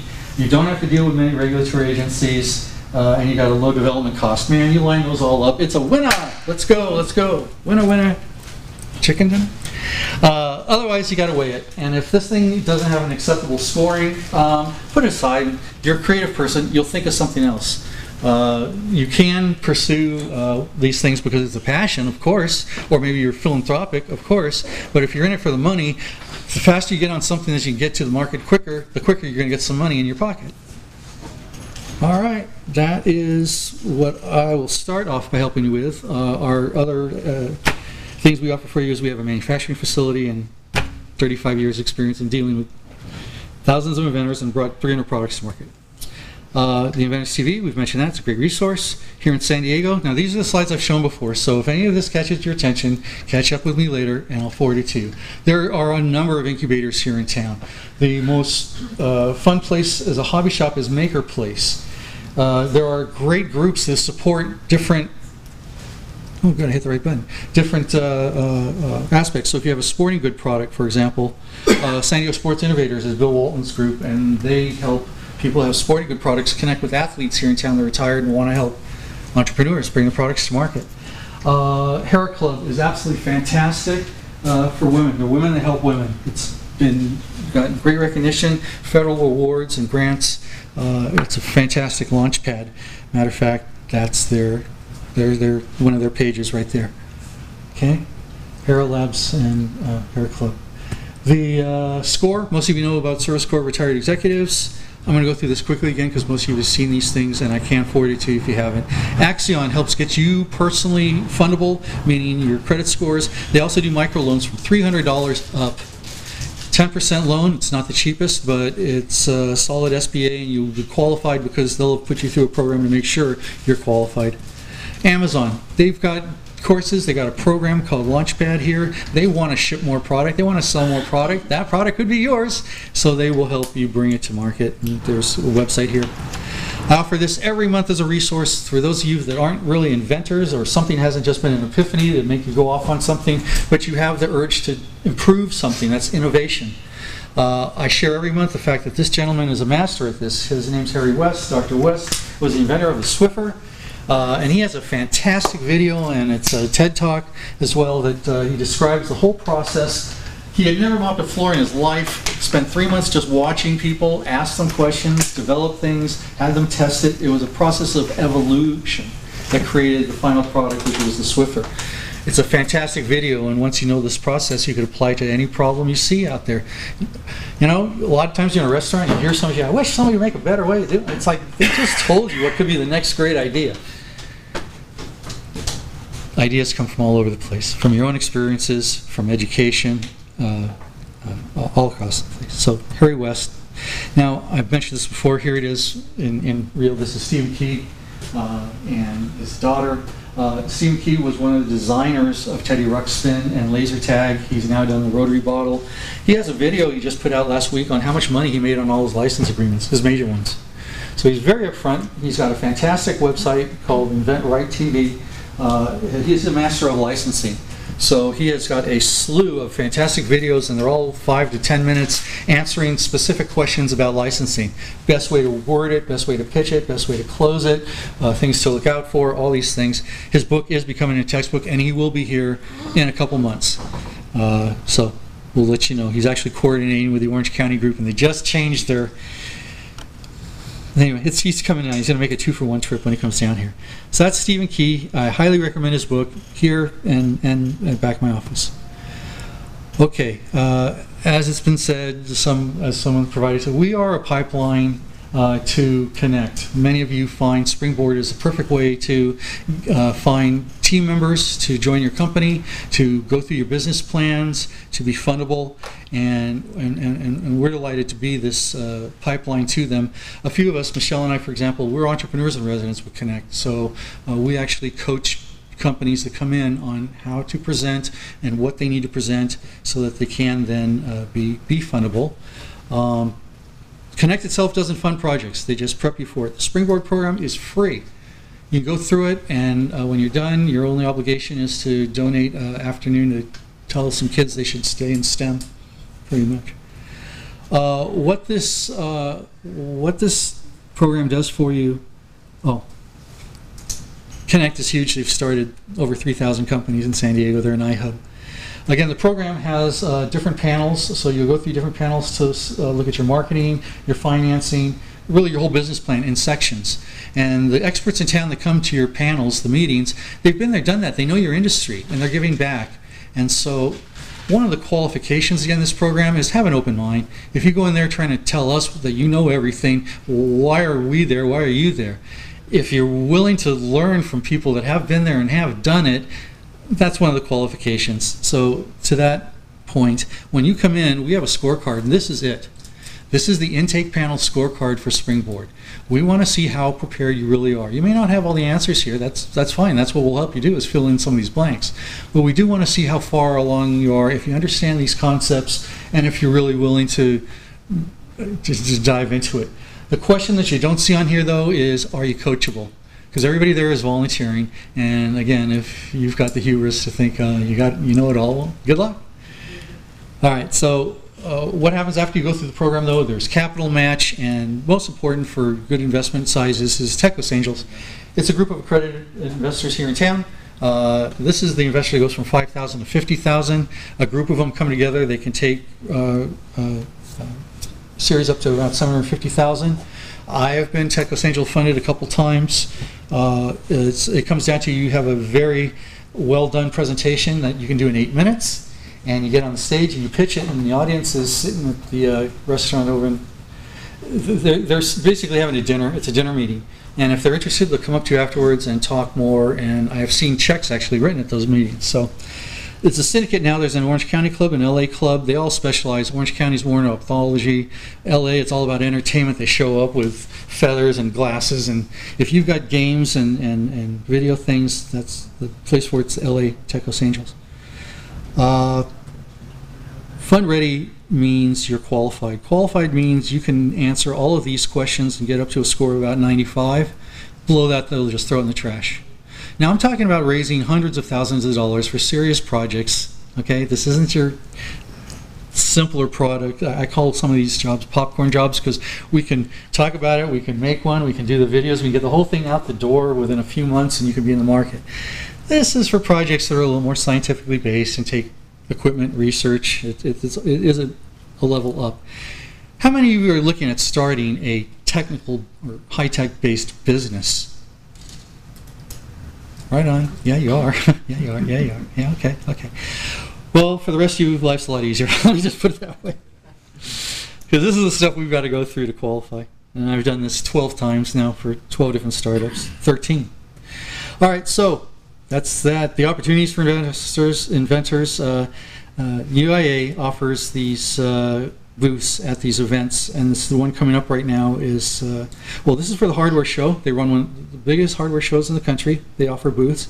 The Direct Response Expo is now called MTC, and this is the flyer, and there's the contact information. They're looking for you to sign up right now, because this thing's coming up in just another month or so. And this, again, is where some of you get discovered, and it's been great for you. A couple of years ago, we had Van with his Piceptions device making 2 pies in one, and Linda Crawford, Libby. Anyway, there was somebody, a celebrity walked by, saw it, got all excited about it, got the cameras turned on, and so you get discovered at these shows, or you get to walk around and meet the industry players and make appointments. So yeah, it was Response Expo. Dan was there. He won this award. He took off. You heard tonight how that's been going, and we were very proud to see him take off from this event. SBIR, Small Business Innovation. If you have a high-tech thing, Department of Energy and Defense, they have solicitations every year. It's dilutionless money, so it's a grant, and it helps you do proof of concept. And there's a way to sign up. You get on the website, you'll see all the solicitations. Defense and energy are the most prevalent, with hundreds of solicitations, meaning the government is looking for solutions to problems. Might be right up your alley. If so, pitch it and get it. I know a number of people here in town that have made their entire living off of SBIR grants, which is sad in a sense, because that's as far as they took it was the SBIRs. I know one guy, he's got like a museum of all these things that are like amazing scientific devices.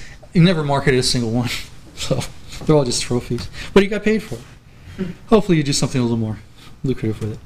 All right, and the next thing, I'm just breezing through these. The whole idea of getting on TV and as seen on TV is just taken off, and so there's so many shows. I got another email invitation this week for a new show that's coming out. So there's plenty of opportunities. Even if you get on one of these shows, Brent, isn't this the case? Even if you get on one of these shows, you may not get on as the winner, but the publicity and the exposure that gets you was worth the time? Definitely. You were on Make 48, right? Make 48, yeah. Make 48. Yeah. Well, they're going back through another round of that. It's a great show to showcase inventors in this country that get 48 hours to Imagineer and make. And it's usually family-oriented, that the family comes in, but they're groups. So our whole system, our whole economy, it's all based on new ideas. And you're the people that develop these new ideas. So please bring them to the market, make yourself a legacy, and we all benefit, because rising waters raise all boats. All right? Questions and answers at 8:20, running just a little late. So, anybody have any general questions? Any kind of general question. This is a kind of a new feature for our group here, but I thought we'd make it available to anybody. So, next month you're going to come in with a question or two, aren't you? Okay. I'll keep it moving. Who needs who? Okay. This is where you get to ask, and hopefully we can hook you up with the right resource. I will remember tonight, by the way, to let the service providers here shout out as well. So, to get started, anybody looking for what? Financing, design work, fabricating, making a prototype, circuit design, video work, patent attorney work, name it. We probably have a connection right here in town we've worked with, we trust, and we're happy to refer. Let's get it started. Ruth, please. I'm looking for someone to help me to do the packaging for my product. Okay. And also the pricing, what I was talking. Oh, researching pricing. Well, the packaging, there's a couple of answers depending on what type of packaging. If you want the type of packaging where it's called a blister shell, where it's a plastic shell and a cardboard background and it's got some graphics on it, the guy whose father invented it is Bob Green in Rancho Bernardo. His company's Power Pack. So you could approach him. He's got a wonderful museum of all the products that he's done packaging for, plus he sells the machines. Fantastic expert on the subject itself. If you're looking to put it on a cardboard box and have it printed with something, Kent Landsberg up in San Marcos is very well known for creating just cardboard boxes and packaging boxes. Do you have that information? Can you? Our sponsor here is Power Pack. You can connect with me separately offline, and I will give you that connection as well. It's on ITV on our affiliate. It's on ITV. That's what we have ITV for. Yay! Let's give him. Yeah, he'd like to hear it if you got it from here. Okay. From that, yeah. All right. Yes, sir. Is the Inventors that it's there as well? Yes. We've got it on the Inventors Forum too, yes, as our sponsor for. So, yeah, we got some resources there. Other kind of packagings are like if you want it to just be in a plain plastic bag. A supplier called Uline sells every bag size from this to put a whole building in. So you buy the bags in bulk, and then getting something printed is just going to the print shop, and how to use a stapler is pretty obvious. And you might want to get UPC codes. That's a whole other issue. Anyway. Yes, my friend. I'll let you come next. Yes, my friend. There used to be blind industries that would do packaging and that for those personnel to keep them busy. I don't know if they still offer that service. ARC. Right here in town. It's ARC, AARC, and okay, I didn't know what it was under. yes, they have physically challenged people that work, and they get federal subsidies for it, so it makes it really cost effective. Yeah. And they're happy, and you're happy, and they act as a fulfillment center too. Any other questions, needs? Yes? Can I just add something? I have a question. But, sure. For my product, I actually did some research on the packaging. Okay. And I have some contacts. I actually connect. I just want to. Thank you. Javier? Right? Javier. Awesome. Javier, whatever you want. Okay. All right. Next. Yes, sir. In our travels for Tidbits in Escondido, we met E&J Metal Supply.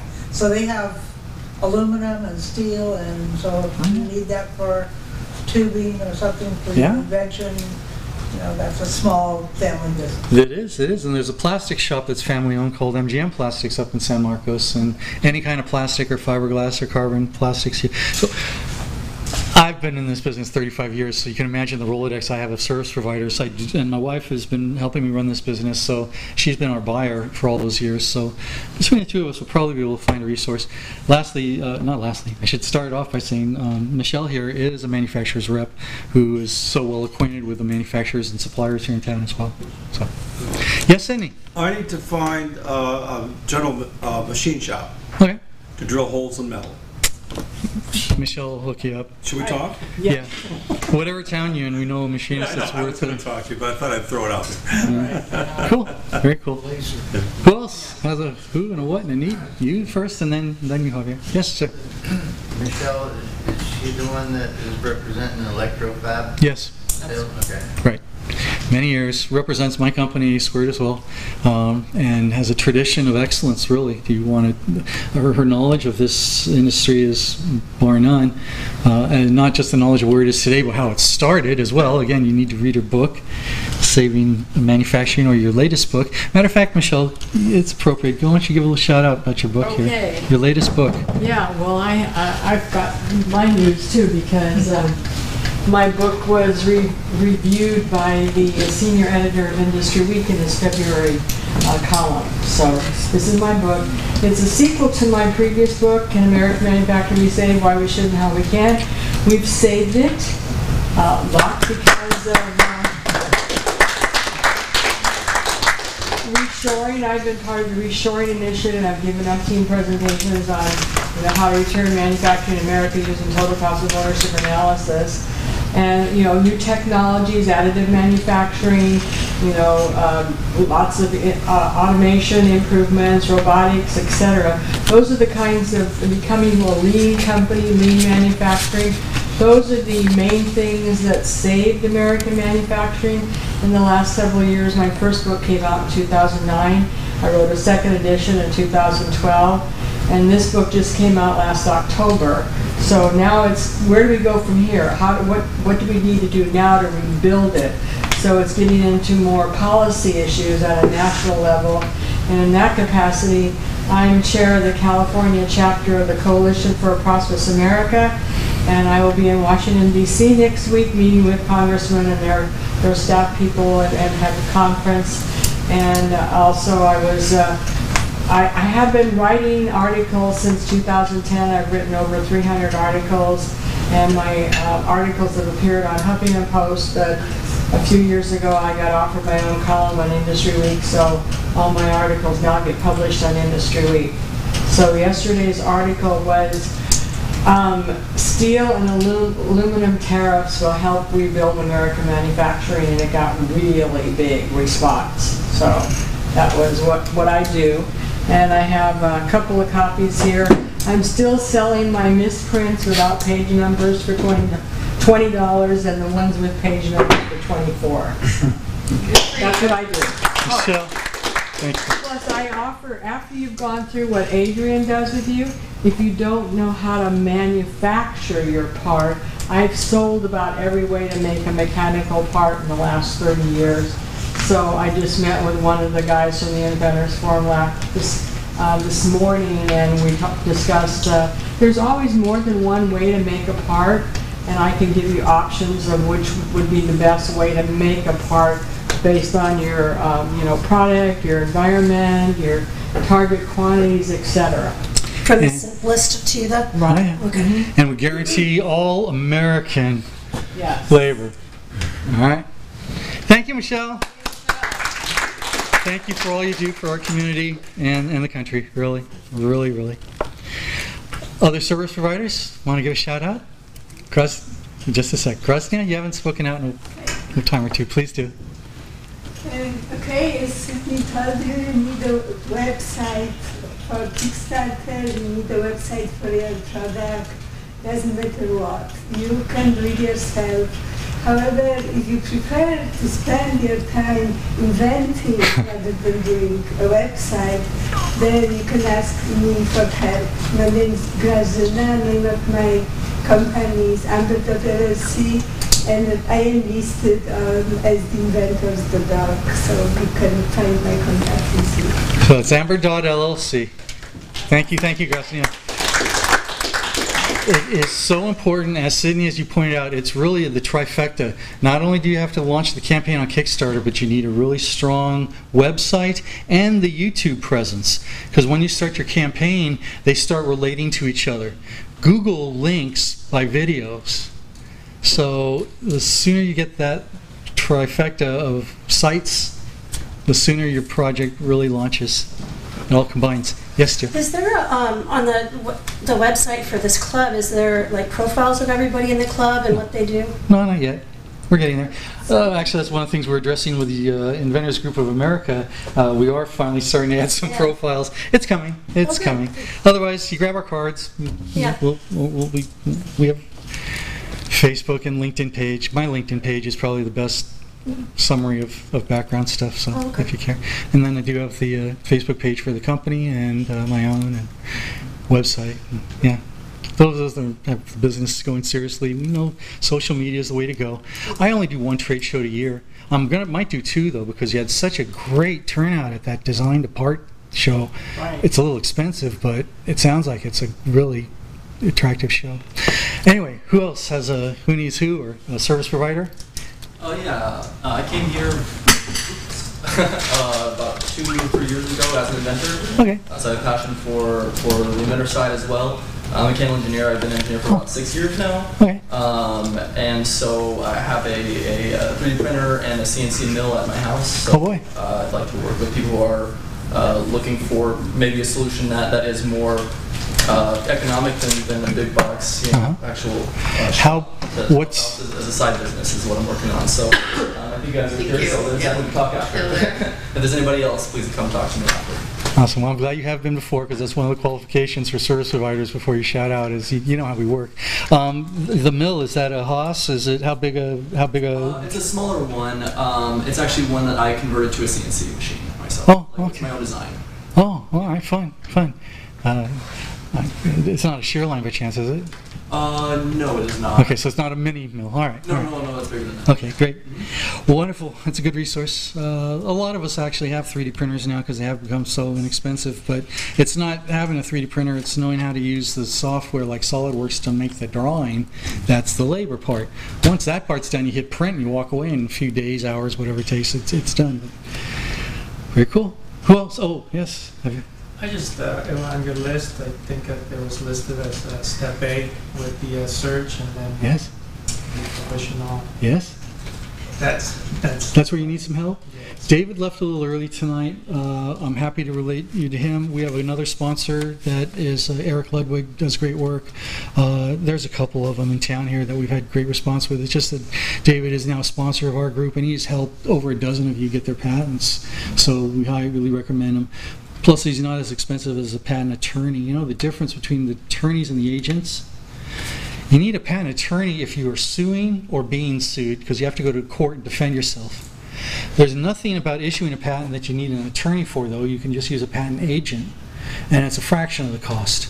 The agent can write the claims, can file it, can answer the office actions, can talk to the examiner, all the way from you just came up with the idea to getting your patent issued is appropriate for just a patent agent. And I shouldn't say just. They're as qualified. David himself has got 2 degrees and he's a JD, and so you're getting all the horsepower of a full-fledged attorney, but at a discounted price, because you're not covering the whole overhead of a mega firm. So do I grab just the sheet up front? Well, if there's something with his name on it, otherwise he's on our website as a sponsor. He's on our newsletter as our silver sponsor. And if none of those get in touch with me, yes, I'm happy to send you those links. Who else? How much search can you do on the patent office site? Okay, that sheet that I mentioned, I don't know if you noticed the notes, but when it comes to patent searching, I teach you, if you come to my office, I teach you exactly how to do a very efficient search by looking at the U.S. classification number, which is what a patent agent would do to do a real search. Many of you go to Google and will use some words. Words can be ambiguous. So what I suggest you do is go through a few patents on Google using just words, but look for the U.S. classification number. It's USCL. And there's there's dark and light numbers. The dark number is the main classification. On that sheet that you grab out here, I show you, you go to the USPTO site and use those numbers, and it'll give you a very effective search on that category of invention, not just the words.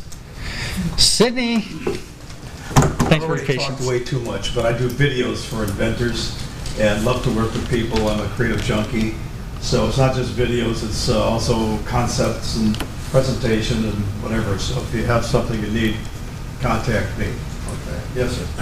I heard you mention something about using those videos like with the graphic design, like a mock-up. Oh yeah. Yeah, that's a great product. Exactly. I'll just give you an example. I'm working on a device to kill bedbugs. And in order to try to let people know what it is, I just did a complete goofy mock-up of kind of the concept using it has an antenna. I made that out of cardboard. Okay, just rolled up cardboard.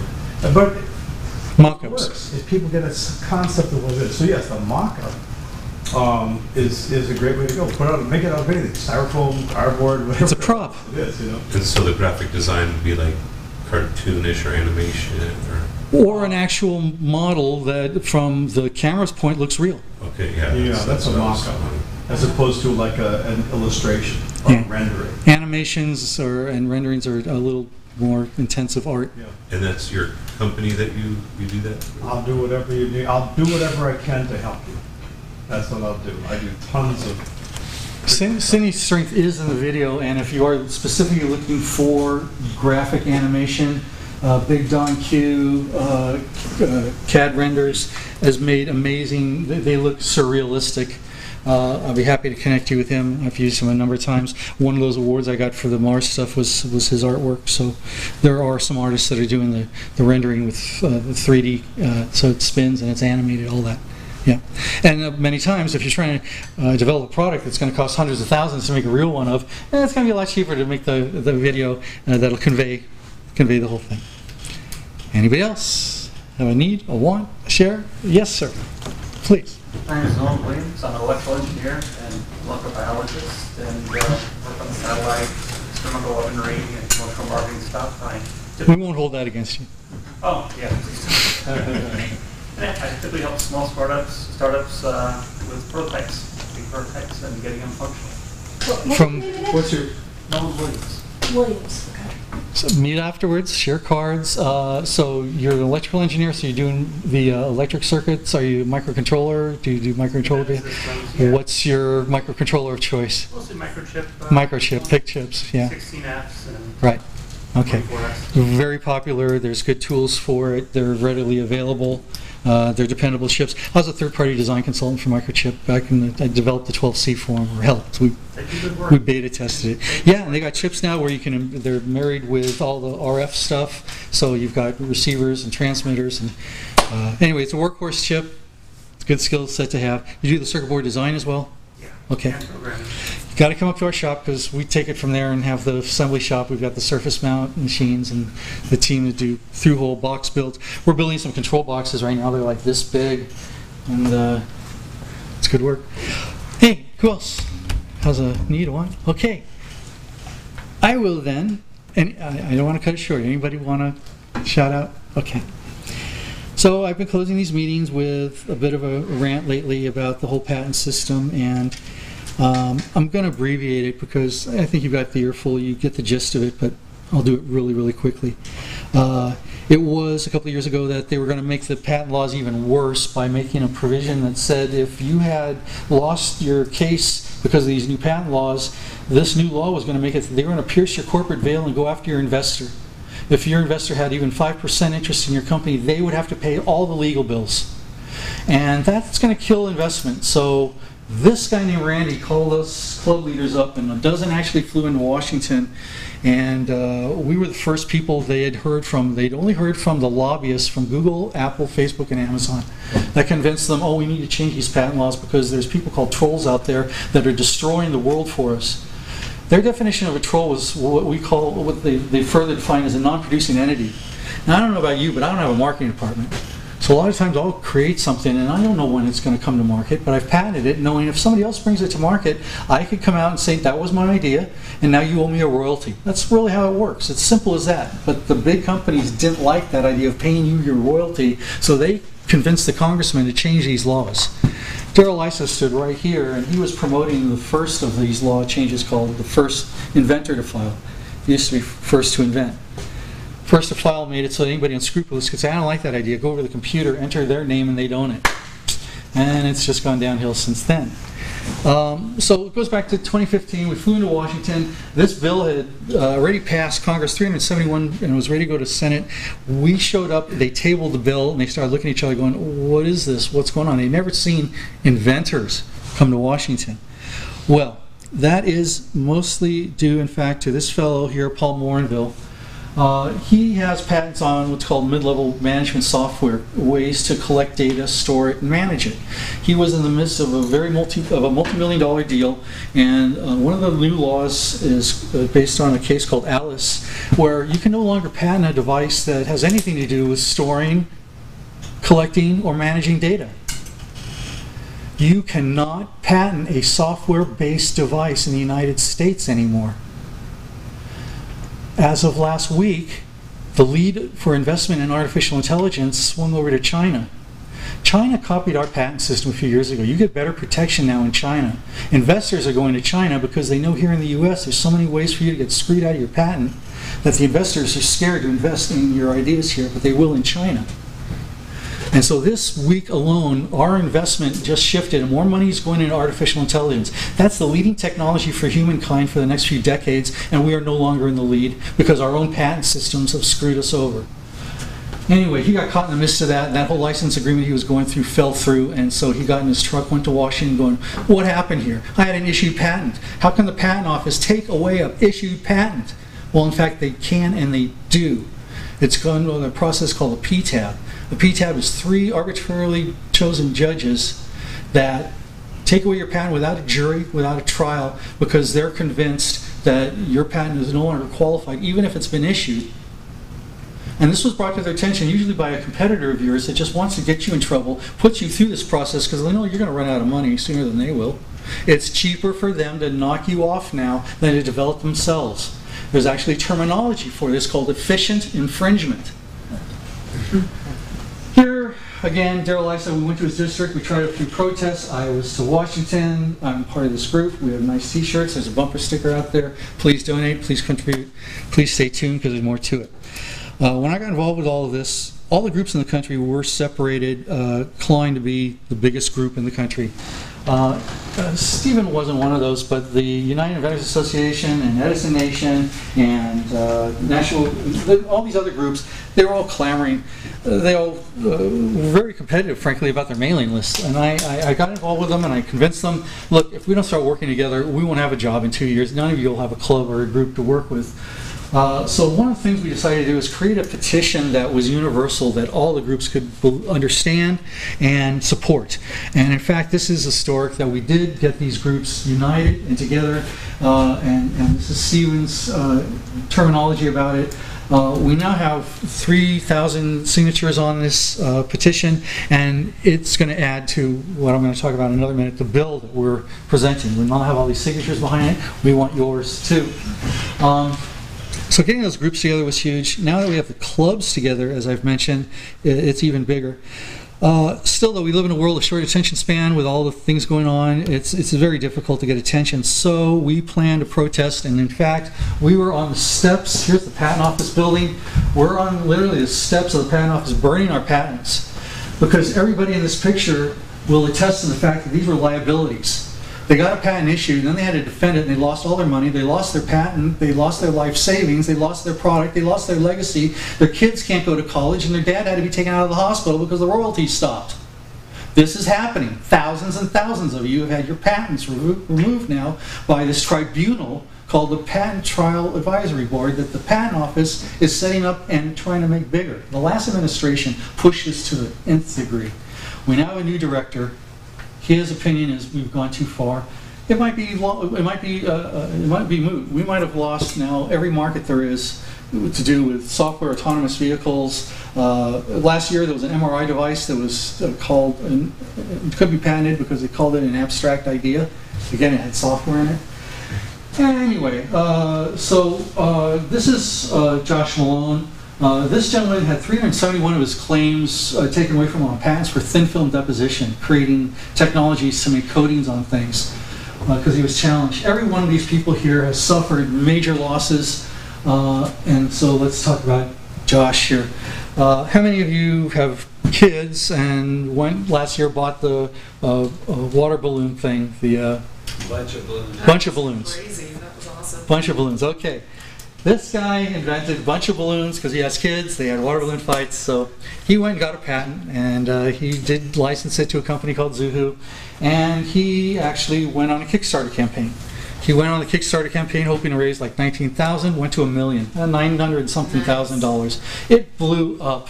Of course he was happy about it. It got the first production run going. Lo and behold, he saw a competitor on the market. That competitor is Telebrands, the SC-on-TV company.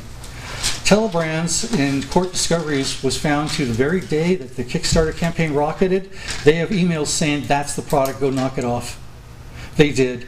He has been in court now for 2 years. He's basically, they've sold 100 million units. You do the math, he's probably earned around 10 million on the Bunch of Balloons project. Okay? He's earned 10 million. In the last 2 years, he has spent 20 million defending that patent. He's in the hole for years to come. And he is the poster child for what's wrong with his patent system. You saw him in the video where he says this is a useless piece of paper. Yeah. The petition. Go ahead. Are you able to see on this Kickstarter campaigns that are finished? Yeah. Okay. Oh yeah. Because that'd be nice to see, like what. Oh yeah.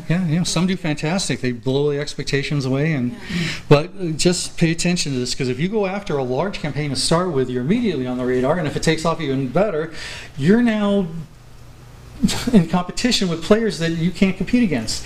And one of the patent law changes is injunctive relief, it's called. That's where you used to be able to sue people for infringing on you. Well, they've changed the laws on injunctive relief now, that if you think somebody's infringing on you, you, to win your patent case, have to prove that you can outproduce them for public benefit, they say. For the public's benefit, if you can't outproduce your infringer, you don't get to keep your patent.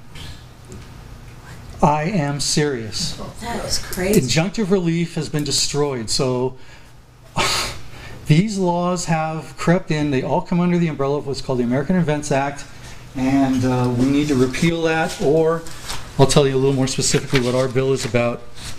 The petition out there talks about the top 5 things. Eliminate these P-tabs. Abstract ideas. Come on, everything has software. Absolutely everything. It's insane we can't patent something with software.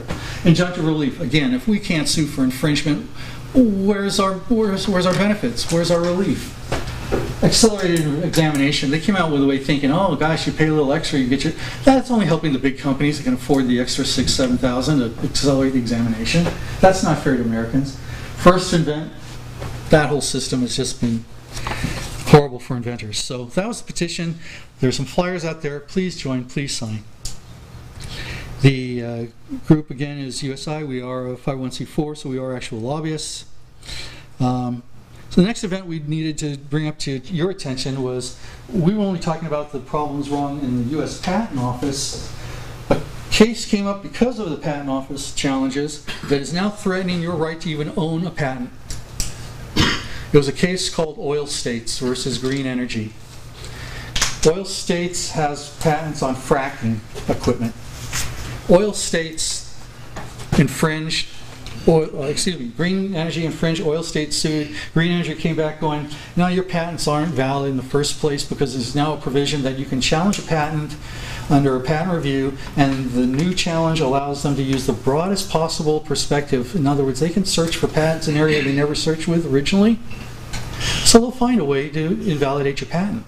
There's a company in India right now for $400. They'll go back in history and find what patents you can use to invalidate somebody else's patent. That means there isn't a patent out there worth $400, basically.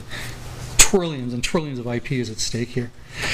Well, the case came up, and we actually flew out there and protested, and we did get news coverage. By the way, the first event at the Patent Office, we did have BBC and World News was out there. Any local channels?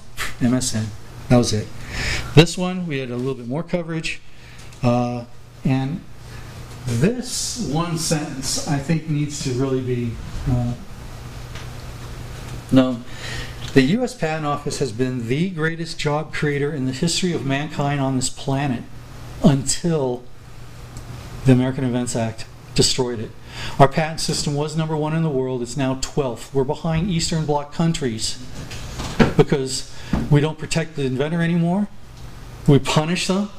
It's gotten out of control. We need to reverse this. So that's what this whole rant has been about. Bringing you some education, making you aware that the patent system has changed.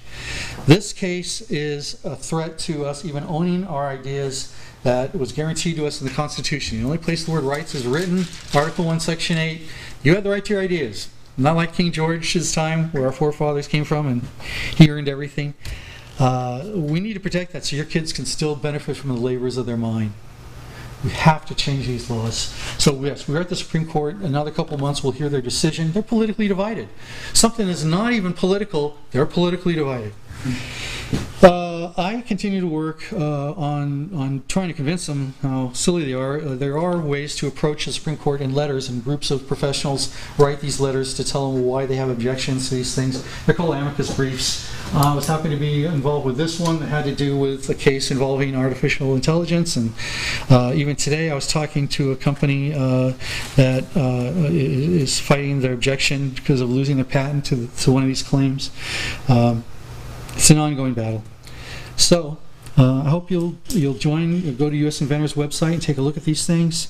The next thing I'll talk about and finish on is this. We have authored now an act that has, it's not numbered, well, 14 sections to it, and there's actually two other bills that they're proposing. So next month we're going to be in Congress and showing them that our bill is the strongest because it covers so many more issues than any of the other bills do. So the first one is getting rid of the P-tabs, because that's an administrative review is ridiculous, and a lot of these so-called judges have such conflicts of interest they shouldn't even be involved with these cases that they're making judgments on. All three bills restore injunctive relief. Two of the bills eliminate abstract ideas. One of them just suggests the elimination. Fee diversion. The Patent Office gets its revenues ripped off. They go to the general account, and that's why they can't hire more examiners to get your patents done faster. We've got to end that. The Patent Office would make money if we weren't robbing the coffers. Right now, your patent gets published before it gets issued. So anybody who reads the journals can see these up-and-coming applications and start working on beating you to market before it's even been issued. So we need to end that publication. Patent terms, venue, treatment of capital assets. We used to be able to call royalties capital assets, and they've changed these laws now, so we're double taxed. It's not taxed like a capital gain. It's not a capital asset anymore. So there's a whole list here. If you'd like to know more, please go on the website. We do list them all, and we will be standing behind this very strongly. I will be going back to Washington. Our group goes to Washington. We're happy now that more of us are actually showing up and making a bigger impact. But here's really the problem. This is how your government runs. These are the proverbial halls of Congress. What's missing here, guys? People. Yeah, you. You. I mean, the country's become so apathetic. Oh, it's happening. I don't understand it. I can't do anything about it. Yes, you can. You can walk in any of these doors and sit down with your Congress and go, hey, bud, you work for me. What are you doing? Whatever, however you want to term it or phrase it. You are in control of this government, but you're not staying in control. We aren't staying in control. Okay? Being active is how you make change. So. Took me a month to get 12 appointments. Sometimes you're lucky and they're actually in their office and they're willing to talk to you. Other times, like when I went to Darrell Ice's office, for example, he was there. Oh no, he wouldn't talk to us. So we just talked to his staff for a little while to get them to hate their boss. I mean, understand what the guy's doing. And that was the next day is when he announced he wasn't going to run again. So we thought maybe we were the final straw, but who knows.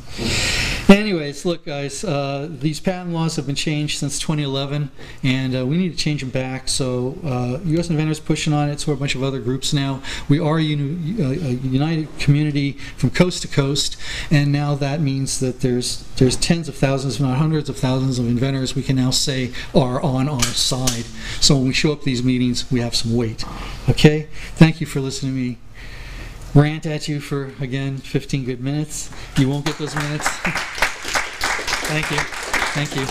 I do hope you look at the newsletter because it has that link to the video that you saw earlier. That video is coming out. This has been the American Dream. We want to keep that American Dream. There's a survey about our club and how it's running up front here. It's on the website as well. And I do want to thank AMN Healthcare. You're welcome to come see me. I'll show you the new product development plan. And I do hope to see you next month where we're going to have some really great speakers again. Thank you very much. Have an inventive day. Just a couple of questions. We're not replicating. How does Sipseycom work? Because if they haven't, they're just making Did they test it? I'm not asking for reasons. I'm just saying, it just struck me as they're having this lot of actually make it, but they know it works.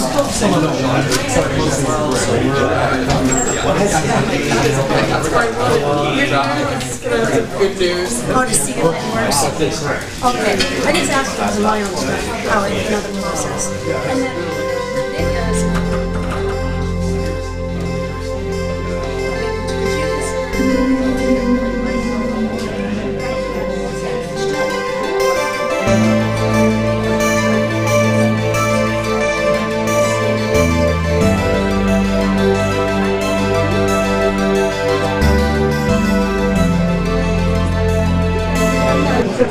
How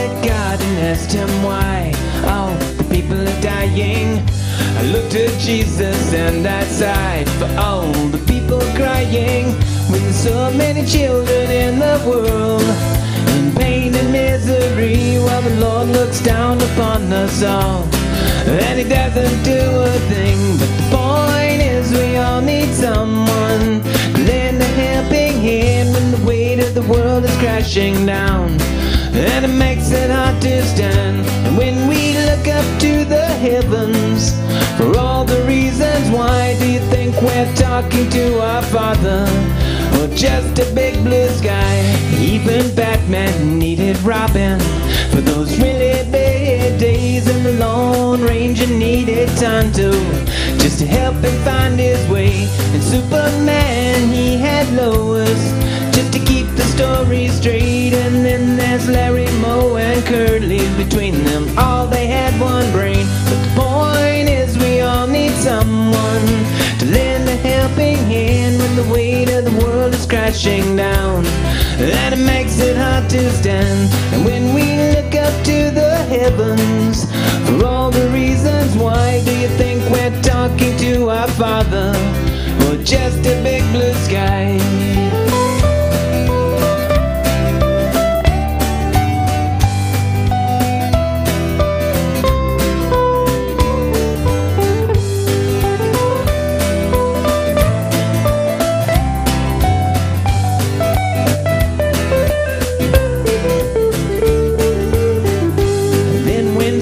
Comes a knocking up to your back door, and you know he's taken all your friends, and now he's coming back for more. Well, you can meet the old Grim Reaper, you can look him in the eye and tell him to go straight back to hell, 'cause you're not ready yet to die. But the point is we all need someone to lend a helping hand when the weight of the world is crashing down and it makes it hard to stand. And when we look up to the heavens for all the reasons why, do you think we're talking to our Father or just a big blue sky? Do you think we're talking to our Father or just a big blue sky? Do you think we're talking to our Father or just a big blue sky?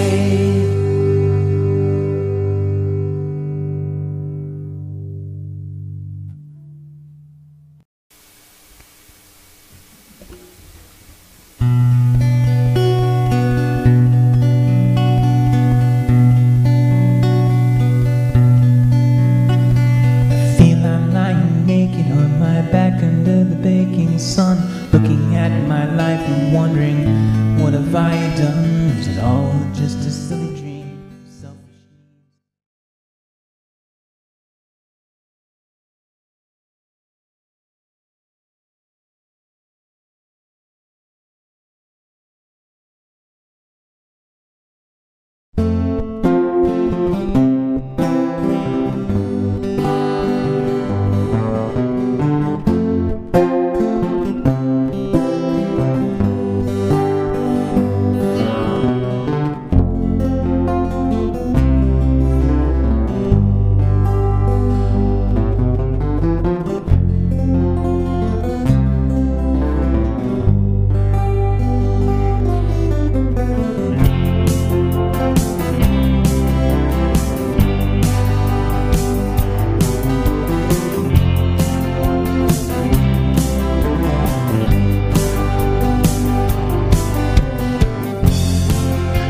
sun came out today, and it called us out to play. And the wind blows chill only for a moment, then everything stood still.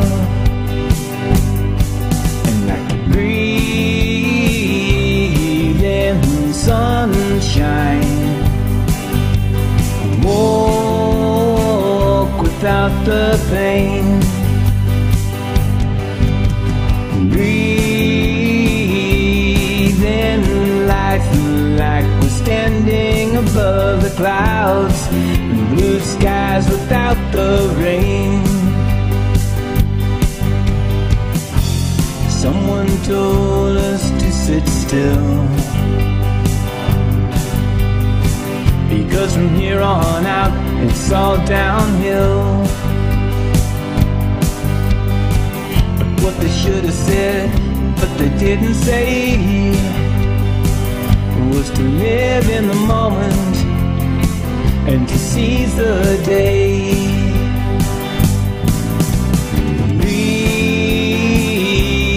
in sunshine, walk without the pain. Breathe a little easier in life, like we're standing above the clouds.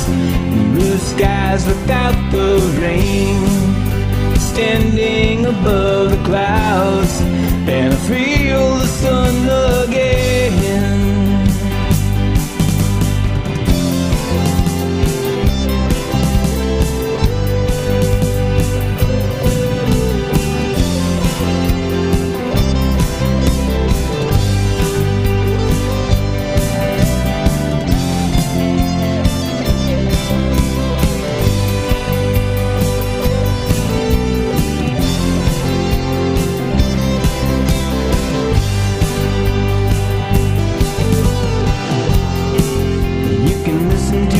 I say, but you can choose not to believe me. You can save it for a rainy day, but please just don't deceive me. You can illuminate the world outside and teach them all how to shine, or you can crawl into a hole and die deep inside. All the times that I tried, and all the times that I lied, and all the love that has died from all the pain that I hide. Take it all in stride, put it all aside.